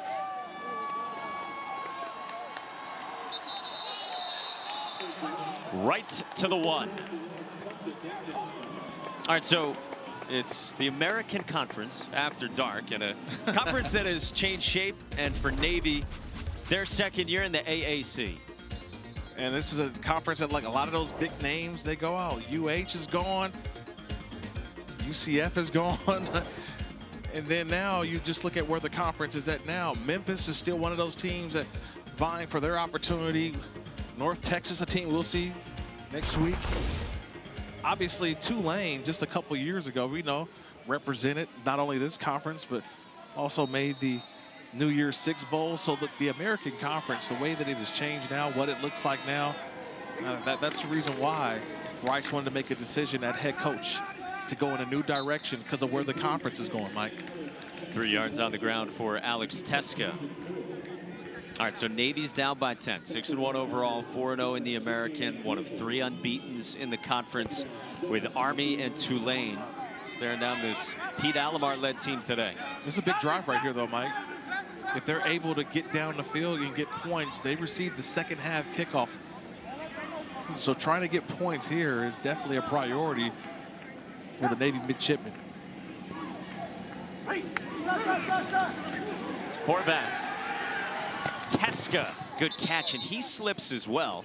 6 yards, third down and short on a very slick surface that you and Don pointed out early, and it is continuing to affect this game. Yeah, it's difficult because you want to wear cleats that allow you to get your footing, but when this grass is as slick as it is, you may want to get longer studded cleats, but those are usually made for real grass surfaces, so it's no really in between on the type of shoes you can wear, and you're starting to see a lot of players slide or slip when they get the ball in their hands. Kind of what Teska did there. Third down and 1. Horvath goes under center.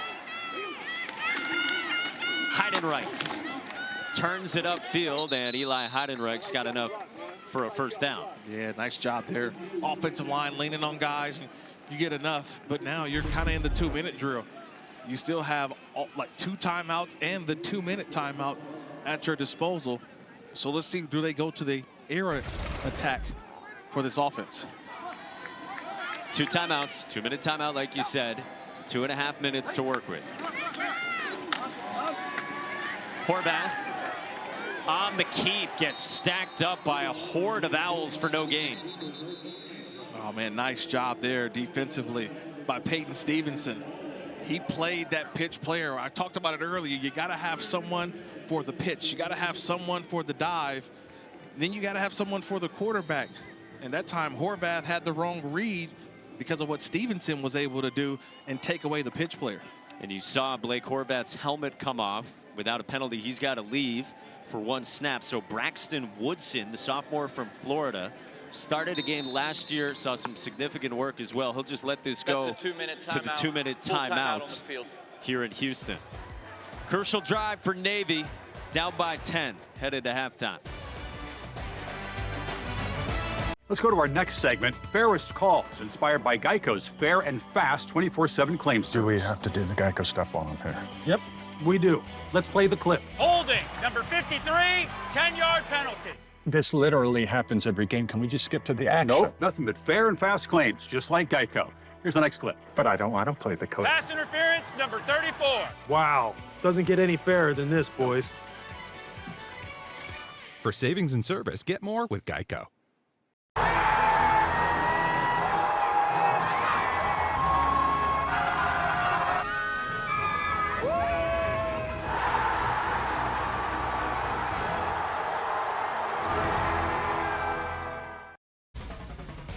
Coming up on the Principal Halftime Report, perhaps some dancing from Kevin Connors and Trevor Maddich. We'll see. We know there will be highlights and scores from all the games today, which is pretty much everything, because this is going to be the last game of the night. Navy out of the 2-minute timeout with Braxton Woodson on a reverse to Eli Heidenreich. Run down by Tyson Flowers. Flowers keeping a nice job, but able to get out of bounds was Heidenreich. So great play defensively, but they were able to get out of bounds. So still saving those 2 timeouts. This is a big third down for both sides. 2 timeouts for Navy, 2 timeouts for Rice. So it's a critical down here for both sides. How aggressive do you get if you're Navy? I don't know. When you're deep in your own territory, I don't know how. I don't get too aggressive. I keep this one on the ground. They do, and it's blown up right up the middle on Brandon Chapman. And immediately, another timeout. Joe Mutombo got to Chapman, and it is a timeout with still 1:42 to go. Yeah, they were all over it, and I said it, being deep in your own end zone or your own territory does Navy. Rice was all over it, but I also like this, though, too, because Pete Alomar, the head coach, interim head coach, is one of those guys who was a special teams coach. He's getting ready for a special teams player. He said, now I'm the head coach. I got to keep my eyes on the field. The Navy community got some tough news this week. Longtime excellent broadcaster Pete Medhurst, who's been the voice of Navy for 12 seasons and part of their broadcast since 1997. He got diagnosed with cancer and yesterday underwent successful surgery to remove a brain tumor. And we just wanted to join a chorus of support and send our love, our strength to Pete, his wife Brenda, their family.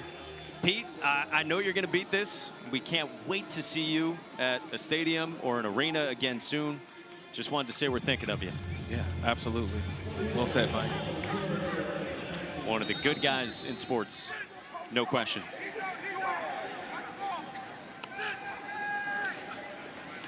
They put 7 seconds back on the clock to 1:49, and Tyson Thompson takes it from the 40 and bolts to the edge.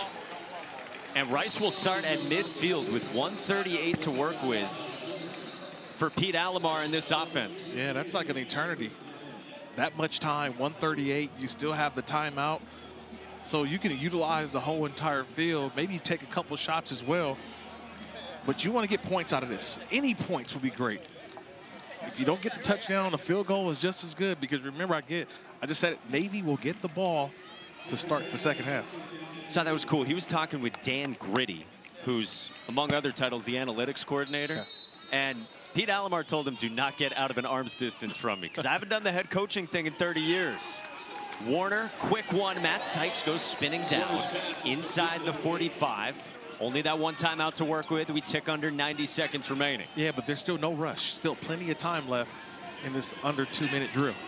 On second down, Warner, seam shot, and on the bubble, it's incomplete. Kobe Campbell, the drop, third down. That is just a drop. That ball's hit right on that 2 of Kobe Campbell. He's got to hold on to that one. Help out your quarterback. That would have been a great pickup for Rice. And that's just a drop.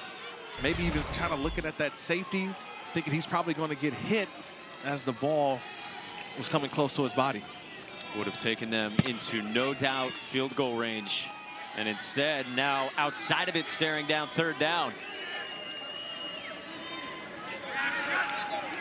Navy brings pressure. Warner got it across for Sykes. First down, Matt Sykes on the edge of field goal range with 9 yards. That was outstanding. Sykes was over in the middle, and he was just finding a way to find just open grass. And you've got a quarterback that realizes that the pressure was coming, got that one off in no time, and then allowed for the big play to happen. It's gonna be right here. Sykes comes in here, just find it, boom. That's how you get it done. Clock rolls to 50 seconds remaining. Navy's been content to go slowly. From the 35, it's Warner. Deep shot into coverage. Peel picks it in the end zone. A gamble from E.J. Warner. Interception. It'll be touchback, first down Navy. And Deshaun Peel with his team-leading 4th pick of the season. Yeah, just the way he peeled that one off. He keeps his eyes on the quarterback the entire time and just stays deeper than the deepest. If you're a corner and a safety, you always got to look for work. Keep your eyes and don't let people get behind you. That time, Peel just watched the eyes of the quarterback, Warner, throw it right to him. A 10th pick of the season from E.J. Warner, and how big is Deshaun Peel? They challenged him earlier this season, P.J. Volker was telling us, and they really feel like Deshaun Peel has stepped up and answered. All right, so you're at your 20, 40 seconds left. Navy does have 2 timeouts. Dabo Fofana met by Lewis and company right up the middle. And I think that would be enough if you go in at halftime. Make some adjustments. I think that's about it. They'll concede this first half. Haven't played their best, but a lot to be corrected to start that second half, Mike. And again, Navy will get the football to begin the second half. Have trailed by as many as 17 here on the road in Houston. Unbeaten in the American, but their backs against the wall on the road.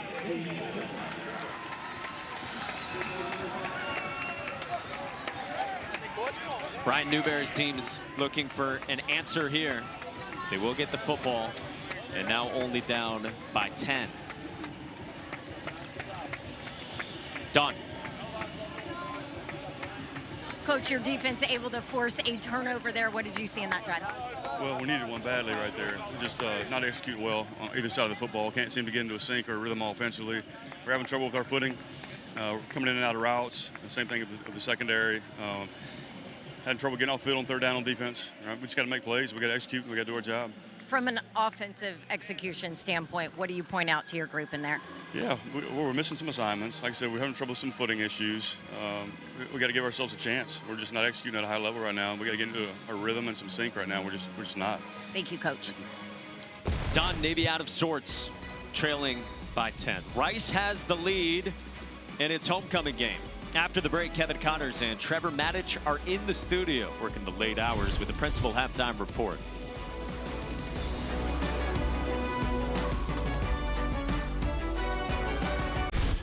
Welcome back to ESPN College Football, presented by Sling.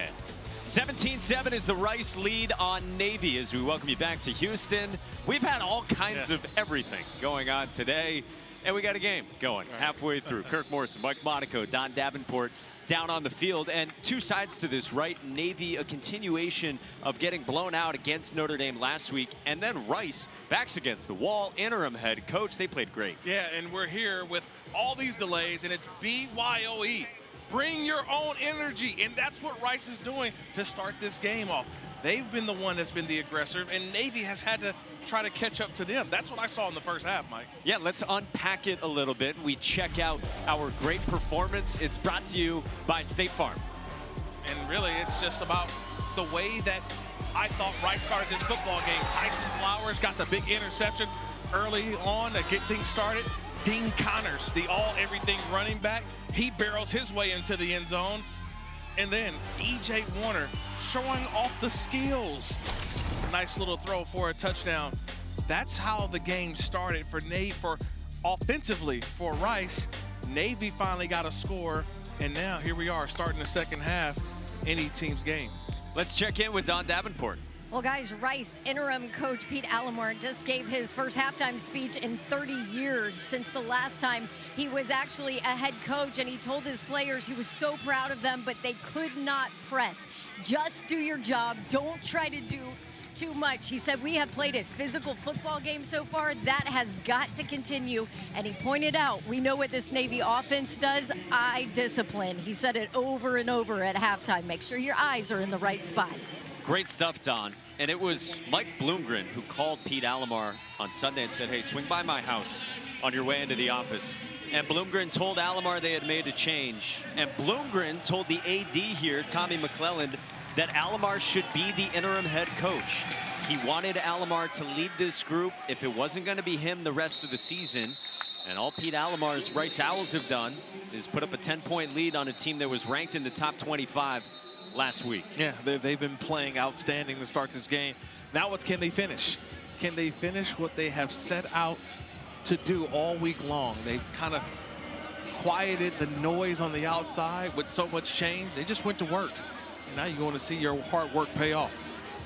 Pete Alamar's been in touch with Mike Bloomgren throughout the week. Mike Bloomgren's been texting him saying, hey, do you need anything? How's it all going? They've been in somewhat regular communication this week. And now they start the second half. Navy begins with the football down by 10. Option, Horvath escapes. And Horvath turns it into something positive. Couple of yards as he got away from Peyton Stevenson. Yeah, nice job by Stevenson. He was all over the quarterback, but Horvath shows his ability to break tackles. Nice job of everyone had everything. They had the dive covered, they had the quarterback covered, and the pitch. They got some positive yards by Horvath. That was the key you mentioned earlier. QDP, quarterback dive pitch against this Navy offense, especially those triple option principles. There's the D, the dive, Alex Teska. How do you think Rice has done with that key you mentioned, QDP? Well, they've done a good job of stopping the dive. It's been Horvath, the quarterback key, that has really gotten the offense going. He got the touchdown early on, and then also when you think about it, it's been his ability to get to the outside, put pressure on this defense. They got to stop the passing game, though. The big play, they had one explosive. That's what Rice has to continue to eliminate, but they've done a good job so far. An offense for Navy, 9th in the country in yards per play, tied for 8th in scoring at 40 points per game. Held to just the 7 in the first half. Horvath kept it, and he gets tossed back after a couple of yards. Ball came out after he was down. 4th down coming up. Isaiah Floyd on the stop of Horvath. Forward progress was ruled. It's 4th down. Yeah, okay, that's a good good explanation, because I thought the ball came loose before he went to the ground, but they had ruled that his forward progress was stopped. This was another mishandle of the football. I thought Horvath wanted to hand it off. He didn't, and that ball comes out, but they ruled forward progress because he definitely was not down when that ball was ripped out. Yeah, on the exchange he had with Alex Teska. So Navy's forced to punt again. Tyson Thompson handles it from Riley Reithman. From just outside the 10, Thompson takes it past the 30. Rice's return game has found some of the hidden yards today as well. Now E.J. Warner leads out Rice. All right, so around the group of 5, Boise State right now is in pole position among those other conference leaders so far, and they rolled last night. Yeah, and Ashton Jeanty still keeps his odds, I think, at the top for possibly the Heisman Trophy winner. Army stays undefeated, and UTSA knocking off Memphis, one of the upper elite teams of the American Conference. Dean Cotter's on the ground for 2. Yeah, Memphis had been in great shape as well. They had been sitting there with just the 1 loss, but they go down against UTSA. So again, you're talking about Navy, Army, Tulane at the top. Yeah, that's what it's going to look like. And they obviously, the collision course that Navy and Army are hopefully going on with the big game at the end, Army-Navy game. Boise State in that great position among these group of 5 schools to get to the 12-team playoff.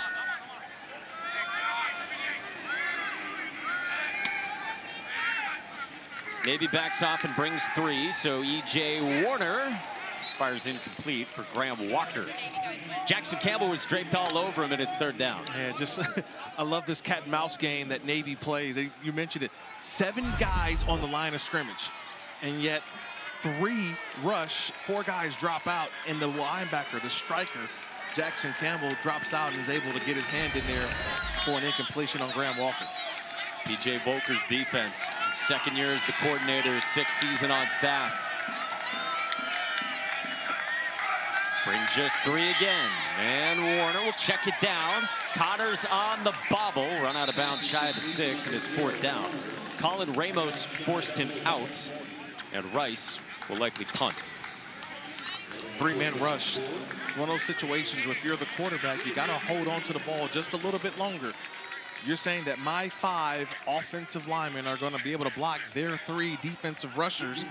And I think that's what Coach Tuiasosopo is telling them. Hold on to that ball a little bit longer and wait for a window to open up to give you a 1st down. Those 2 in conversation after the 3 and out. Alex Bachetta's high spiraling kick toward Eli Heidenreich, who will let that bounce out of bounds right near the 30. Navy gets it back down by 10 early 3rd. Full timeout on the field.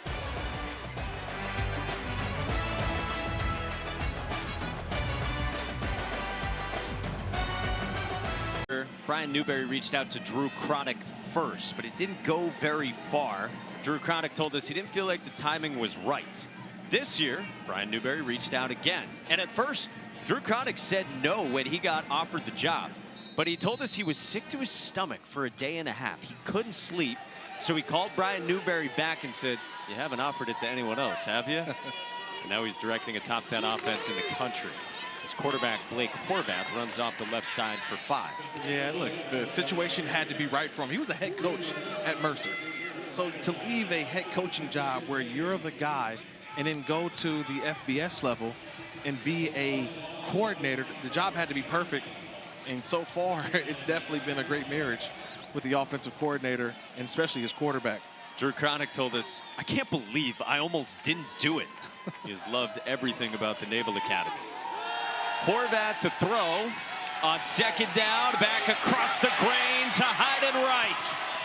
Eli Heidenreich goes spinning inside the 30. 38-yard pickup and the biggest play of the day for Navy. You got to find 22, Heidenreich. They remember that earlier they had the same play, but they hide Heidenreich in here, and he allows everyone to go to the right. All the action to the right, and Horvath, he moves right, gets back left to the throw to Heidenreich for the big game. That's the explosive part of this offense and its passing game. And there are so many different elements to Drew Cronick's offense. So many different ways they can slice you up. Held in check so far, but threatening. And now we get a flag pre-snap. And it's going on Navy. False start. Offense, number 45. 5-yard penalty, first down.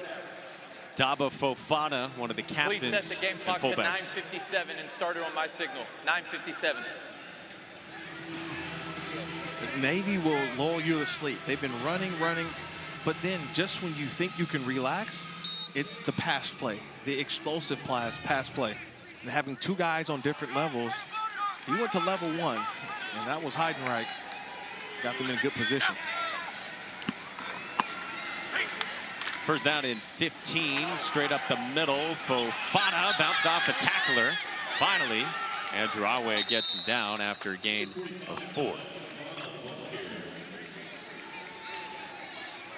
Guys, I want to hit a little bit more on Drew Cronick because it really stood out to me how much Blake Horvath raved about him, how big he's been for him, because he's able to communicate the game so clear to him. It's the explanations of how they're trying to affect different defenses every single week. That's been a game changer for his quarterback.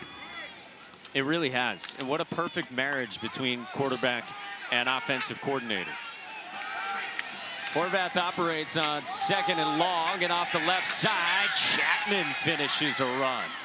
Right at Peyton Stevenson, 7 yards, sets up third manager. And Brandon Chapman is alone, but you would say, what do you mean? Because he's 5'9", 167. They said 167 soaking wet, but he plays so much bigger. See how he finishes the run? Head down, delivering the blow, being the hammer and not the nail. 3rd down and 5.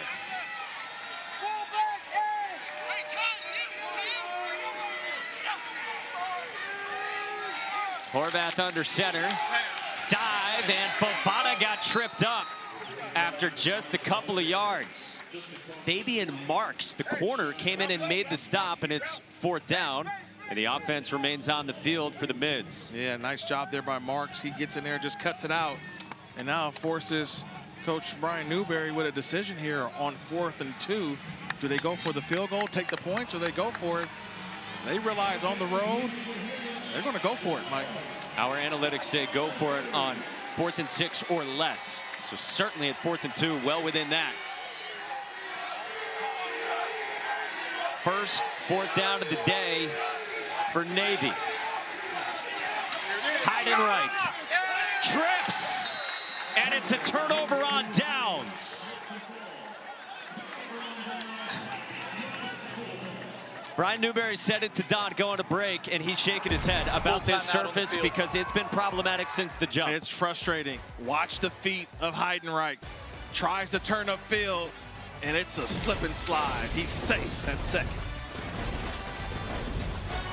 Coach Gecko! Coach G. Laura, Dan, I didn't realize the media would be here. No, this isn't for work. We're just really big fans. And we're scouting for our fantasy insurance teams. Geico has all the top prospects and 97% satisfaction rating. That's unreal. Oh my gosh, it's Drew! Drew! Smells like insurance. Suppose Geico does have devoted fans. It's not weird. Jade, sign my arm. For savings and service, get more with Geico. She only signs claims checks. Welcome to the best season of the year. Football. Welcome to the comebacks, the stars, the exclusives, the comedy, and the best booth in the game. Is that a new tie? Sure is. Welcome to a dynasty in the making, a sibling rivalry for the ages. Welcome to the 2024 NFL season. What are you doing? Seriously? These are my buttons.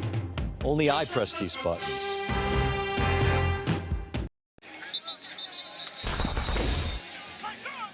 Another look at Eli Heidenreich losing his footing, which has been a theme throughout this day. And yet it has seemed to affect Navy more than Rice. Yeah, it has been. Maybe because Rice practices here. They have ability to change their cleats also. But with the weather conditions to go along with this new field, the cleats that you're seeing a lot of these Navy players are wearing has not been effective. We've seen a lot of slips, a lot of slides, not just for the offensive players, especially for the defensive players in their breaks on the football. And that one was costly on a 4th down. Rice back with it, and E.J. Warner to the edge for Ty Bowman for a 1st down. Don, you've been talking about this throughout the day with the Navy staff and players. Yeah, Kirk and Mike, my first conversation with Coach Newberry about this turf started at 1:30, before even the heavy rain came in. So this was a concern the minute Navy arrived here at this field, where they felt like their defensive backs were struggling to gain footing. They couldn't get in and out of their breaks.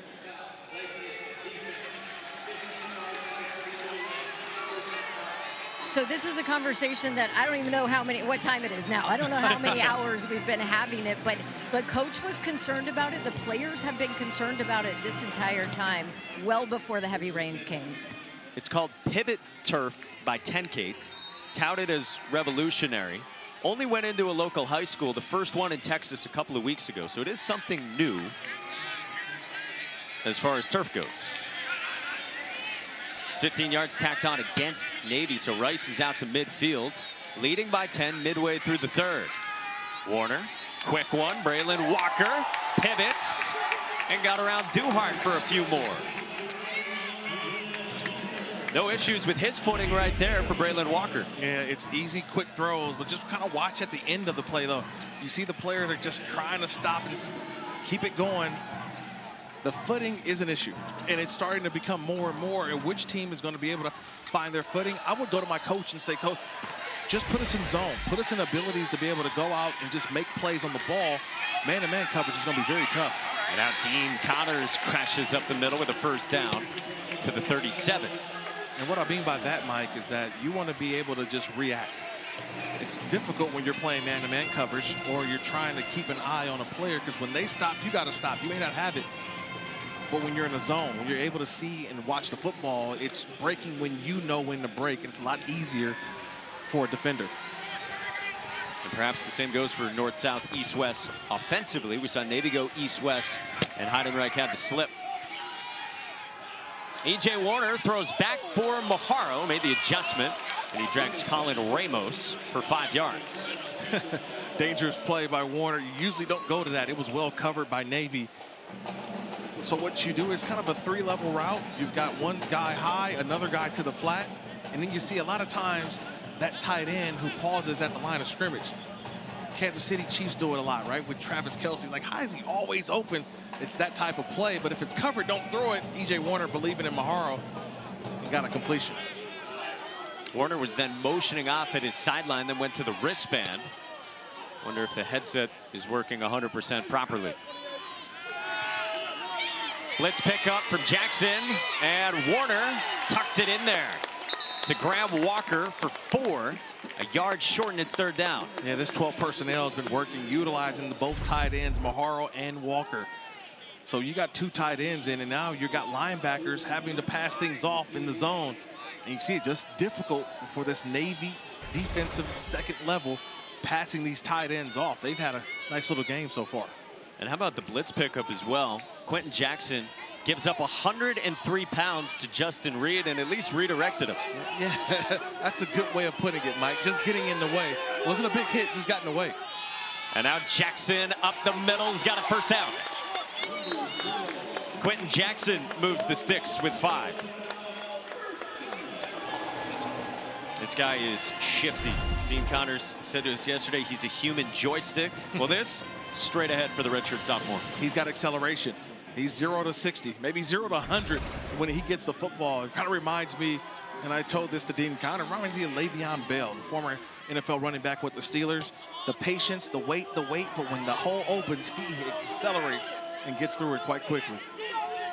And now the 7th play of the drive for Rice. Jackson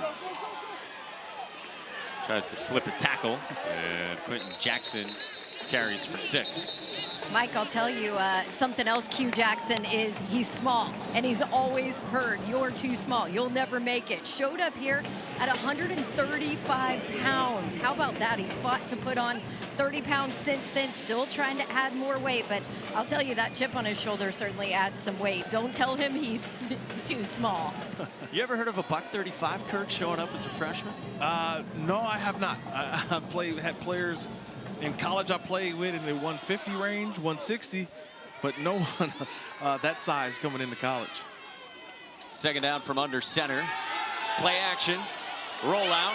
Warner with time and space, and Warner takes off for a few yards. Forced out of bounds by Mbidi Williams after 5. Yeah, I think he should have just took that one and then a little bit quicker. He's got to have that read. Once it's covered by Navy, go get the positive yards. I thought late in the down, he decided to take off and run. He did get the first down, but I think there was more yards to be gained. But just the belief in his arm. He's made some outstanding throws out of the pocket today, Mike. And that's one of those situations where you take what the defense gives you. The cerebral junior back from injury this week. Pitches for Connors. Cutting upfield and gets cracked down inside the 10. Mbidi Williams on the stop, and it's second down. Connor's such a powerful back. So he's a little bit different. We just talked about Q Jackson, and Q's able to do what? Accelerate. Whereas that Connors kind of rides the wave a little bit, allows the block to develop, and finds the crease late in the play. Running back originally from Oregon. Family moved to Hawaii. He went back to California from junior college, now at Rice. Warner fires and just gets rid of it out the back of the end zone, and will settle for third down.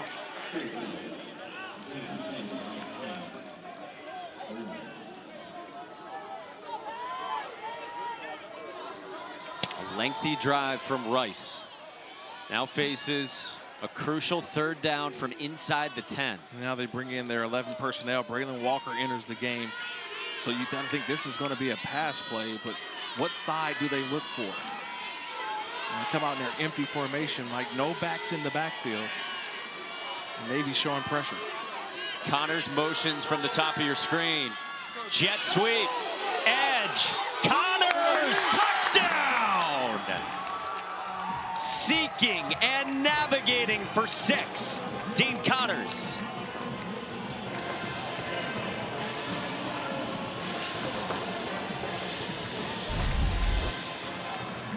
I want you to watch the end of the play. The end of the play. Connors is going to the outside, but watch the receiver, Matt Sykes. He's able to get a 2-for-1. He's blocking the guy who's guarding him, and because of the angle by the defender, he was able to knock him off as well. Sometimes you don't get the credit for doing your job. That time, Matt Sykes, he does his job, and it allows Connors to get into the end zone. Pete Alomar talked to his team this week. He said, take out the rear view mirror from the car, only look through the windshield. Rice is focused on moving forward. Connors into the... With the fall sports season rolling along, AAC on ESPN Plus is your exclusive home for more than 1,000 American games and events, and for a limited time, new and returning ESPN Plus subscribers can get 12 months for the price of 9 months. Visit ESPNplus.com for more info. I know you love a bargain, Kirk. You know I am. I am Bargain Kirk. Absolutely, 100%. Balling on a budget, dressing on a budget, Chanel pins everywhere. Hey, man. Driving up the cost. I'm just saying, you know, you got to find a way to dress for less. Touchback for Navy to get started again with 2 to go in the third, and clock starting to tick, down by 17. You mentioned the quarterback run element has worked for Navy, but if you take out Blake Horvat's rushing, the rest of it for the mids hasn't really got in gear. Yeah, it's been mid throughout this game, because when you get the quarterback rushing so much, you're trying to find gotta-have-it plays, and those gotta-have-it plays have not been there. A couple of chunk plays, but they haven't been able to convert after making a big explosive play, Mike. That turnover on downs was one that definitely set them back, and then Rice able to score after it has now really put them behind the 8 ball. First play of the drive is to the air, and Horvath under heat got it away to Nathan Kent for a catch along the sidelines and a pickup of 9. Now, is this their game plan? Because they've got to get back in this game. You mentioned it, Mike. This clock is starting to dwindle down, and they are a big time of possession type of team. Can they score quickly? Can their quarterback bring them back? Because right now it's going to be on the arm, it looks like, of Blake Horvath. They have dialed up a boatload of explosives this year. They could use a quick strike here late in the third.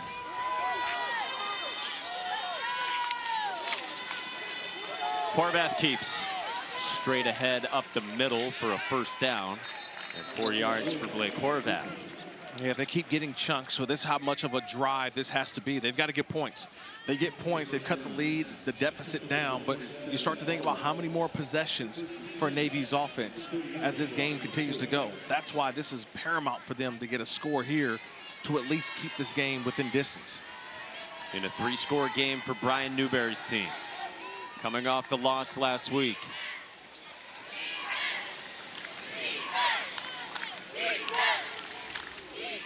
Horvath lost the football. He goes diving for it, and he fell on it. Got it back, and crisis averted for Blake Horvath. Yeah, that was just a nice job. Doing his job was Michael Daly. He's the outside linebacker and just trying to use the right arm. Watch the right arm of Daly. He just swatted at the ball, and that hand hit the ball, and that ball popped out. It's been a problem the last 2 games. Ball control, ball management. They haven't done a good job of that. Navy has not. Those 6 turnovers they had last week, the most in any Navy game form since '02.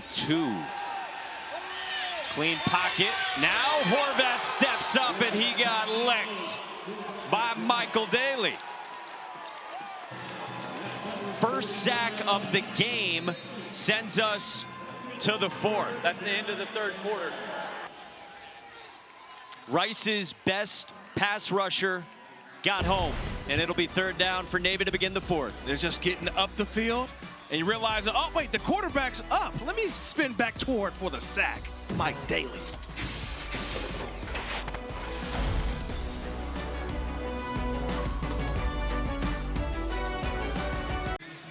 The 4th quarter begins for Navy on the road, staring down 3rd and 11, and their only 3rd down conversions tonight are both on 3rd and 1. Operating from their own territory, from their 37. Horvath out of the gun. Fires. Got it. Eli Heidenreich for a first down and 15 yards lobbed into him. I feel like his name is kind of how he plays. Heidenreich is the full name, but he's always hiding inside the middle of the defense. That time he hid behind the tight end, and no one saw him, and a nice throw over the linebackers by Horvath for a first down. Leading receiver by a wide margin on this team. Chapman dropped the pitch, and Navy fell on it. Ben Purvis, the left guard, plopped down off it after Brandon Chapman couldn't handle the toss from Blake Horvath. Again, another mishandle of the football. That's nothing that Rice is doing or what Notre Dame did last week. Just a mishandle of the football between quarterback and running back. That's what Blake Horvath said after the game last week was the most frustrating. He felt like Notre Dame didn't touch the ball to force those 6 turnovers. Kent makes an athletic catch, diving to his left for 5, and it sets up 3rd down and manageable. Yeah, it's now 3rd and long, so they converted on a 3rd and long that they hadn't done all game long, Mike.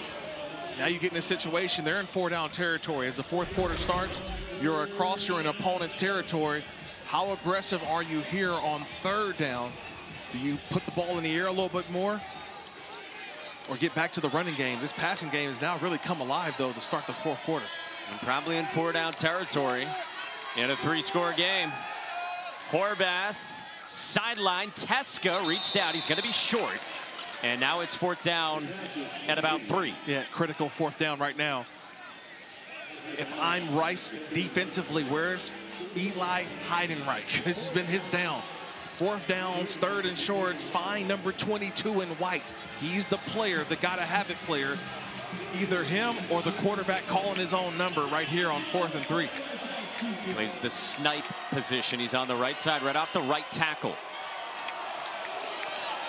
Horvath looking his way, didn't have it, so he takes off, and Horvath made the cut for a first down. Calling his own number.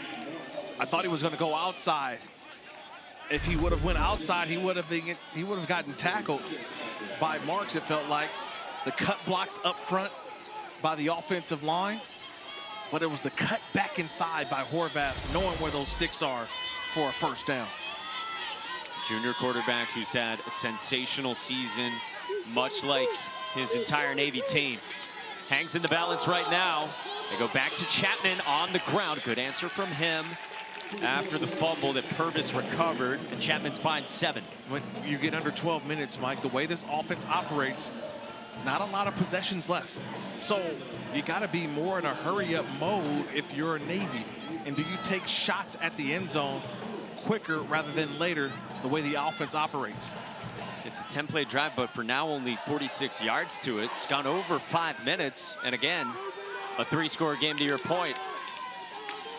Horvath the keep up the middle, stacked up shorts. 3rd down and 2. Andrew Awe met Horvath. Clock rolls.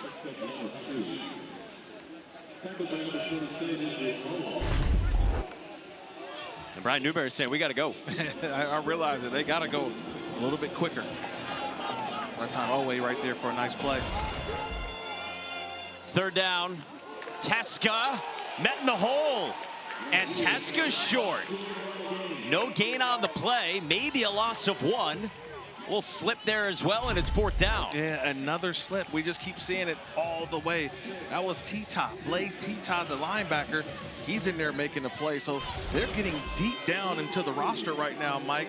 Different guys making plays on the ball. Undefeated in the American. Navy faces 4th down and 2. Horvath off the right side has a first down again. 2 times on 4th down, he's used his legs. That's a trust. That's trust in Bouton, Nichols, Self. The right side of the offensive line able to cave things down, and Horvath finding way. Maybe could have had a face mask in there, could have added on there. I don't think the officials saw that one. But right now, leaning on their quarterback when they need him most. Yeah, Rice might have lucked out there on another 15 getting tacked on. Option left side. Horvath for Chapman. Around the edge. Chapman buried out of bounds inside the 10 by Tyson Flowers. 16 yards on the option. Yeah, nice job. They're putting the young junior linebacker Tita in sort of a mix. He didn't choose one or the other. He kind of feathered, didn't go running back, didn't go pitch, didn't go quarterback, and Horvath took advantage of it. And it sets up 1st down and goal for Navy. 15th play of a drive that has gone 7.5 minutes. Horvath wanted to throw, incomplete. Pressure from Chike and Abogu, and Horvath slow to get up.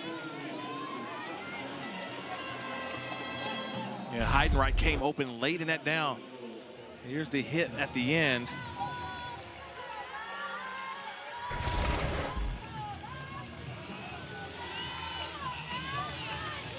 And Horvath makes his way back toward the line of scrimmage after that hit from one of the captains, Chike and Abogu. 2nd down and goal.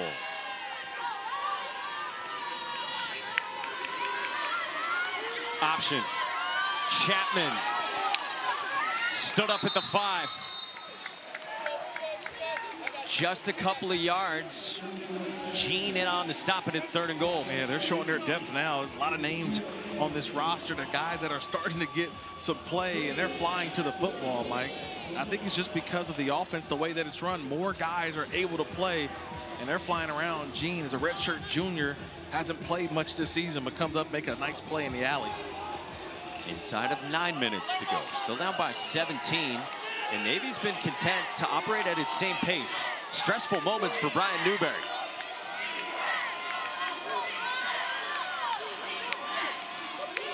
Horvath. Incomplete. Trying to get it away at the last moment to Heidenreich as Josh Piercy brought the pressure. 4th down. An impressive young man is Piercy. Been around here for a long time, a graduate on his work on his master's right now. And Piercy's just not fooled. He saw the motion, he saw it. He just went ahead and, you know what, I'm gonna go and get the quarterback. And he forces this field goal by Navy. Late send out of the field goal unit for Brian Newberry, but they do trot out Nathan Kirkwood. 3 for 5 this year. Has missed 3 PATs as well. Last 3 games just 1 for 3 and absolutely needs this from 21. And Kirkwood is good.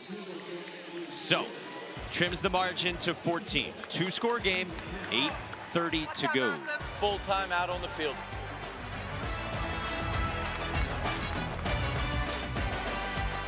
ESPN College Football is presented by Sling. Choose and customize your channel lineup. Sling lets you do that.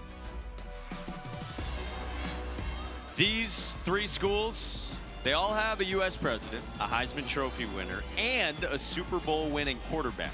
The Naval Academy, Stanford, and this will make our producer, Caitlin Urquhart, very happy, the Michigan Wolverines. That's a good group. It's a good group. The Michigan Wolverines. At least something's happening in Ann Arbor to smile about today. The lineage for those 3 schools. Kickoff handled by Tyson Thompson from the 5. And Thompson tripped up at the 26. Rice has the lead midway through the 4th, up by 14 on Navy.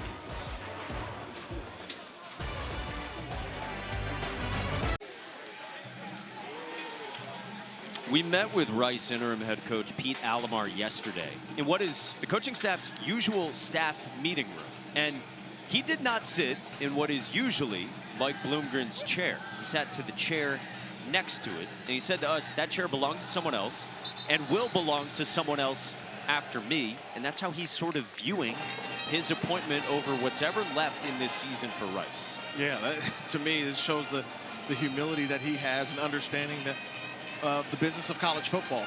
They didn't get things done as a team, and it falls on everybody. He talked about this wasn't on Coach Bloomgren. He felt the coaches, we could have been better. The players could have been better. But then how do you respond? And the response that I've seen today from this Rice football team, the players and the staff, they've been all in, they've bought in, and they want to finish this season the right way. They've got the lead, and they keep it on the ground with Dean Connors, who spins down with a 1st down. Don. Yeah, this is not the same old Rice, right? Well, guess what? Athletic director Tommy McClellan was nice enough to spend some time with me and told me that he just felt now was the right time. The culture under Bloom was great, but that this is not the same old Rice. He needs someone to take the next step for this program, to take them to a new level. Pointed out, for student athletes, Rice is not for everyone, but for those it is for, it is life-changing, an incredible opportunity, and that is the same for his next coach. Told me the alignment with the board, their president, the vision, the investment is there, guys. Yeah, we'll see what their move is. Connors with a lane up the middle, goes hopping to midfield. Andrew Duhart tripped him up. Nice block on that left side, man. These guys are doing a great job. Watch the left side of the offensive line, especially Onawa, the left tackle. They're just creating some lanes, and now you're at the point of a game, Mike. You're not really trying to throw the ball too much. You want to utilize your offensive line. More importantly, utilize your senior running back, Dean Connors. 14 yards, longest rush of the day for Rice. Yeah, everything has changed in the portal age as well in terms of coaching changes and what the calendar looks like for when the portal opens in December and when that early signing day is as well for the high school players. Connors squirts through. Connors takes off. Tripped up outside the 20 by Deshaun Peel after 28. It's a nice block by Norfleet, the right guard. He was able to get a nice little kick out. And Connors just showing off the ability, the vision that I've talked about throughout this game. Unbelievable vision, gets to the open spot, puts both hands on that football, and that's how you do it in the run game. Last 4 runs for Dean Connors, 9, 11, 14, 28. He's up to 99 rushing yards just like that. 6:15 to go on a turning 4th quarter clock. Rice soaking all of the seconds. And a flag flies. Looks like it's going against the Owls. Before the snap, timeout. Rice, their first of the half, 30 seconds in link. So they got the timeout with 6 minutes to go. First one used by Pete Alomar. We'll take it with him. Rice by 14 in the 4th. Full timeout on the field. Walked on at a junior college. Now he's at Rice, and he's been excellent again today. Yeah, he didn't have a running backs coach in junior college. Just to think about his opportunity that he's gotten here, and it's been on full display. I said it earlier in the game, Mike. He can play every down, 1st, 2nd, 3rd, and 4th. His abilities on special teams, but what he's shown today, running the ball, catching the ball, blocking, he's really spearheaded this offense. Fresh set of downs out of the timeout. Quentin Jackson spelling Cotters here, wrapped up by Deshaun Peel.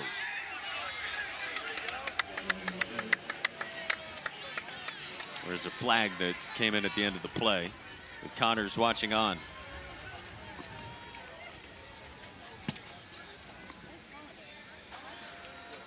After the play, personal foul, late hit, offense, number 77. 15-yard penalty, the down counts, it's 2nd down. Brant Banks, the right tackle, and that is not necessary for Rice. That's late in the play, probably don't need it. But kind of maintain your emotions, you get down late in the game, because everyone knows what's about to happen. It's gonna run, run, run. Mike and Kirk, you had mentioned Connors watching on. Well, guess what? 2 very special people watching him here in person tonight. Dad is in from Hawaii. Sister Hillary from Oregon. She's an ER nurse. She worked 7 straight 12-hour shifts, guys, so that she could come and watch her brother play and be free this weekend. Oh, it's awesome. Elijah Bahara with the catch, turn, and a pickup of 11. 3rd down and long coming for Rice. How about that, coming from Hawaii? Yes, Hawaii and I was and talking Oregon. to them during our 2nd rain delay, and I was so worried that they weren't going to get to see him play. We were already 5 hours in at that point. Well, they got a chance to see him play, and he's been putting on a show. See if he can get back in the game, maybe get 1 more yard, push him north of 100. It's an outstanding game for Dean Connors today, everything that he's done for this offense. 3rd down and 14 for the Owls. High snap, and then a flag comes in, and it's going against Rice. False start, offense, number 8. 5-yard penalty, still 3rd down. So now you're going to the outer limits of your kicker's range. The lead's at 14, and Rice is flirting with fire here of making this a 3-score game again. Yeah, but I still think you got a lot of time.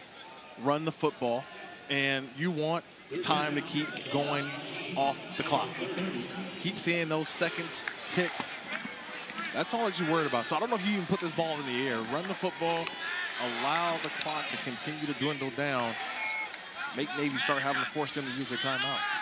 They're going to the air with a screen. Ty Bowman gets met. Broke away from Jacob. Got to the edge, and Bowman finds a few more yards. Pickup of 3 before he got strung out by Duhart.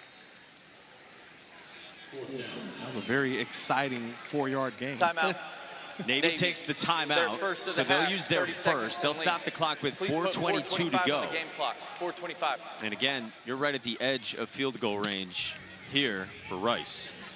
Well, let's go back to 1992. Rice and Navy. Rice upsets Navy 27-22. Gives the Owls their first winning season in almost 30 years. Jimmy Lee scored a couple of times in the 4th quarter, and the fans, they waited out a lengthy rain delay. Severe thunderstorms had rolled through Houston at the end of the 3rd quarter. So what'd they do? Tear down the goalposts in a game eerily similar to this one 32 years later. Absolutely. The turf almost looks the same, huh? From back then to now. Oh, man, I love college football. This is one of those matchups that you know, when you look at it at first, it's like, well, Rice and Navy, but the weather delay has changed the way this game is played. And from the get-go, it's been all about Rice, not about what Navy has done. And Rice doing a good job and now trying to extend their lead. This is Tim Horn, who's hit from 47. This is from 46. His career long is 48. And Horn's kick is on its way, and Tim Horn is no good. So the penalties prove mighty costly for Rice. They walk their way out of field goal range, and Navy gets the football back with 4:21 to go, down by 14. Yeah, a lot of time, but now Navy has to get ready to throw the football, take chances down the field. Their offense, what we've seen throughout this season, they've had the ability to throw the ball. 14 throws so far. They're going to need their best ones now. Most they've thrown it this year is 19 times. Horvath has thrown it those 14 times, and he's got work to do. Navy starts at its 28. Option pass. Horvath escaped Lewis. Horvath to the edge, and Horvath gets run out of bounds by Ty Morris after 7. Nice job, Horvath, realizing where the sideline is, though, just getting out of bounds. That's a nice job by the quarterback, saying that I can't get tackled in bounds, try to save as much time as possible. But we're still outside of 2 minutes, so that clock's still rolling. And about 11 seconds come off after he went out. Horvath takes a shot for Kent downfield, and he overshot him. Shot fresh in coverage, and it's 3rd down. Well, we know it's 4-down territory regardless. So right here, I think it's Heidenreich time, right? We've seen him throughout. He's been the kind of the go-to player. Him hiding in the middle of the field. That's the play that I would be thinking if I'm Rice defensively. Find 22 and White. We welcome those of you who are watching other games. Welcome to Houston. This is the only game going on right now in the world of college football.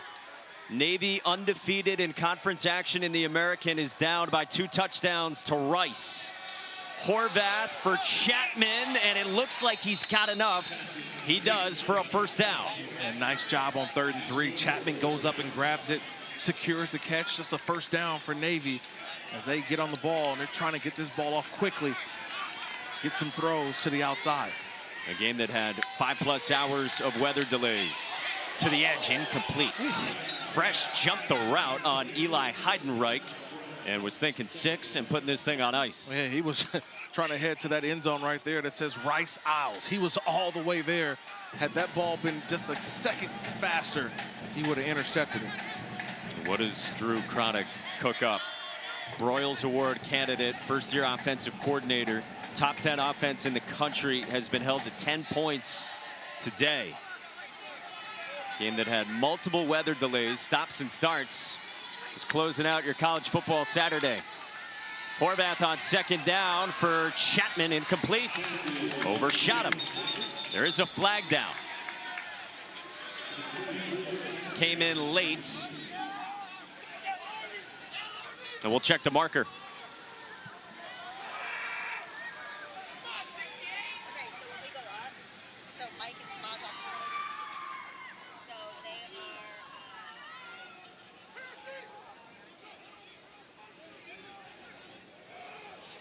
And it's going against Navy. During the play, personal foul, unnecessary roughness, number 64 of the offense. 15-yard penalty, replay 2nd down. Left guard Ben Purvis, 64 and white. Yeah, looks like the right side of the screen late. Yeah, you can't do that. Guys on the ground, jumping on them. I know it's late night, but this isn't WWE. No. So can't do that. Brian Newberry doesn't look pleased. This has not gone according to plan for a team harboring hopes of a conference championship game. All this talk about maybe facing Army twice down the stretch and clinging to very slim playoff hopes as well. That would be effectively scuttled with the loss tonight. 2nd down and long. Blitz off the edge, and Horvath goes down. Peyton Stevenson was a free runner and got home. He says night-night. Steph Curry night-night. And he goes untouched. comes from inside on the outside and just Timeout Rice. I mean, timeout Navy. Timeout Their Navy. second There you go. timeout of the half. No one picks 30 him up. seconds in length. He just comes free, and he hits Horvath. I'm surprised Please set the Horvath was game able to clock hold on to it. 3:15. And what a week for Rice on the other side. I mean, you think about this team going through the coaching change earlier this week, and they're trying to finish off Navy with 3+ to go. Let's check in with Don.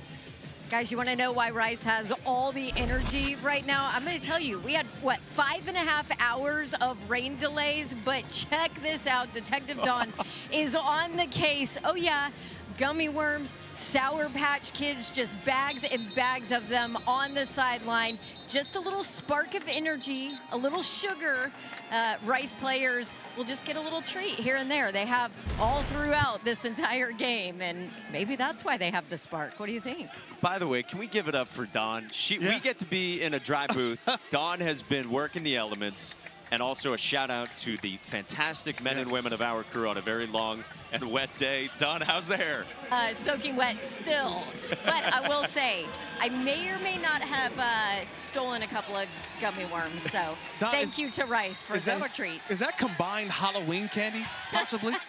I mean, I still got Halloween candy from the kids at the house. So could that have been combined Halloween candy that they just all brought together as a team? Hey, listen, they did it last year, too. I knew it was on the sideline somewhere. 3rd down and 34, and pickup from Jake Norris, one of the tight ends. Sets up 4th down and long. We got some sleepy fans. Yes. Who've been here as well. We need a little sugar rush. Long day. Long day. Can we get some gummy bears up to the yawning cow? Is it a cow? Kickoff was supposed to be 8 hours ago. Oh, my man. That's when we started. Oh, he's my man snoozing. It's all good, brother. 4th down and 22. Navy's got to have it. Horvath, deep shot for Kent. Incomplete. And it goes back to Rice with 2:36 to go.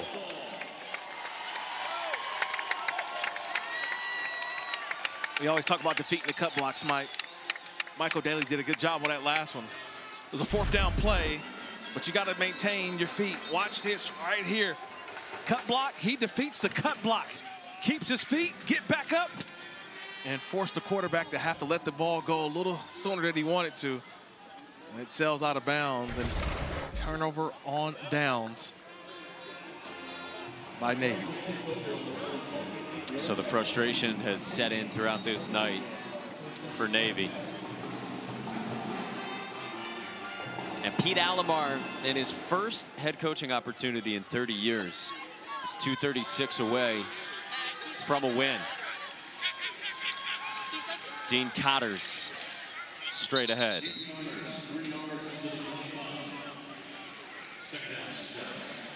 So the All-State playoff predictor looks like this for Their Navy. 3rd and final timeout of the half. With a win, 30 it would have been seconds in length. 4%. The loss Please last put week against 2:32. Notre Dame really threw a wrench into things.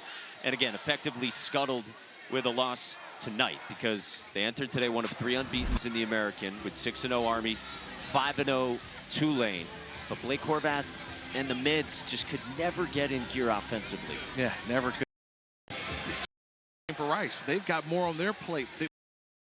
It's showing here late in this game.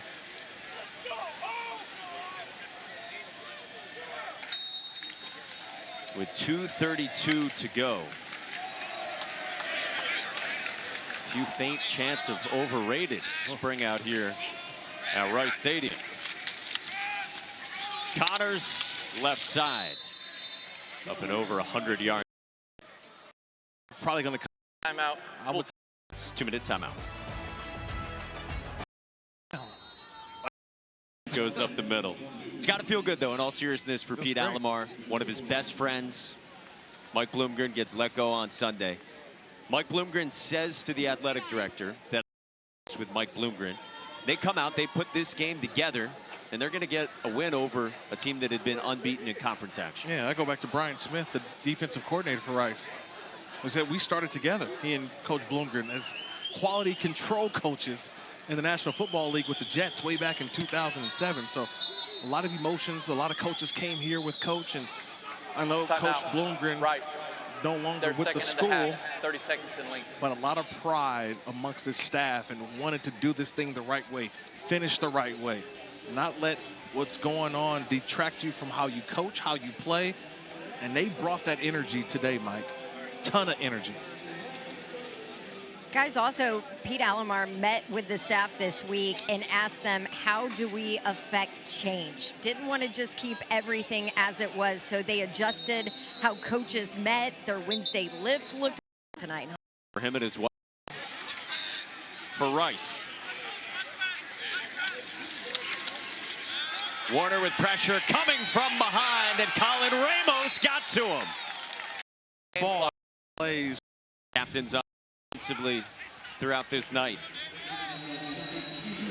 Well, game you can watch over on games.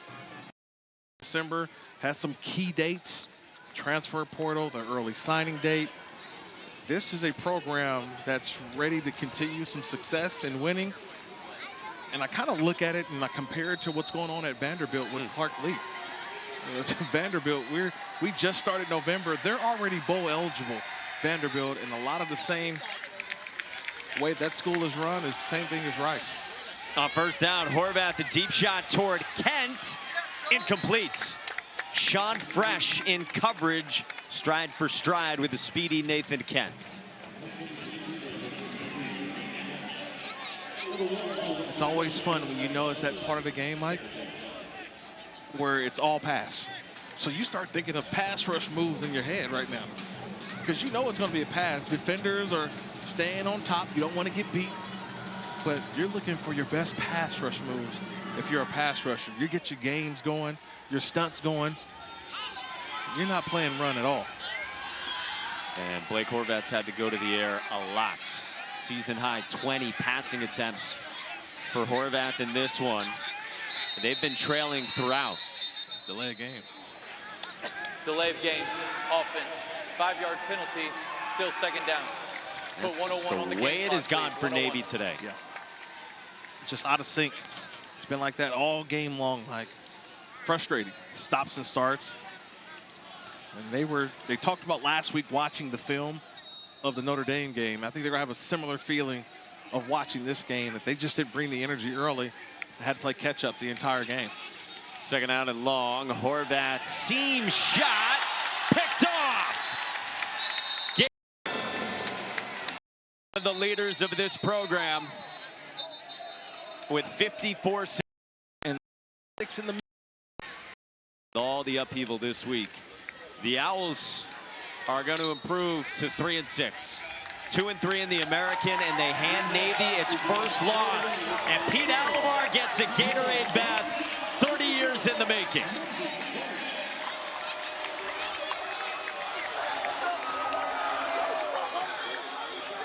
Last time he was a head coach, he got paid with a paper bag full of pesos, coaching college football in Mexico.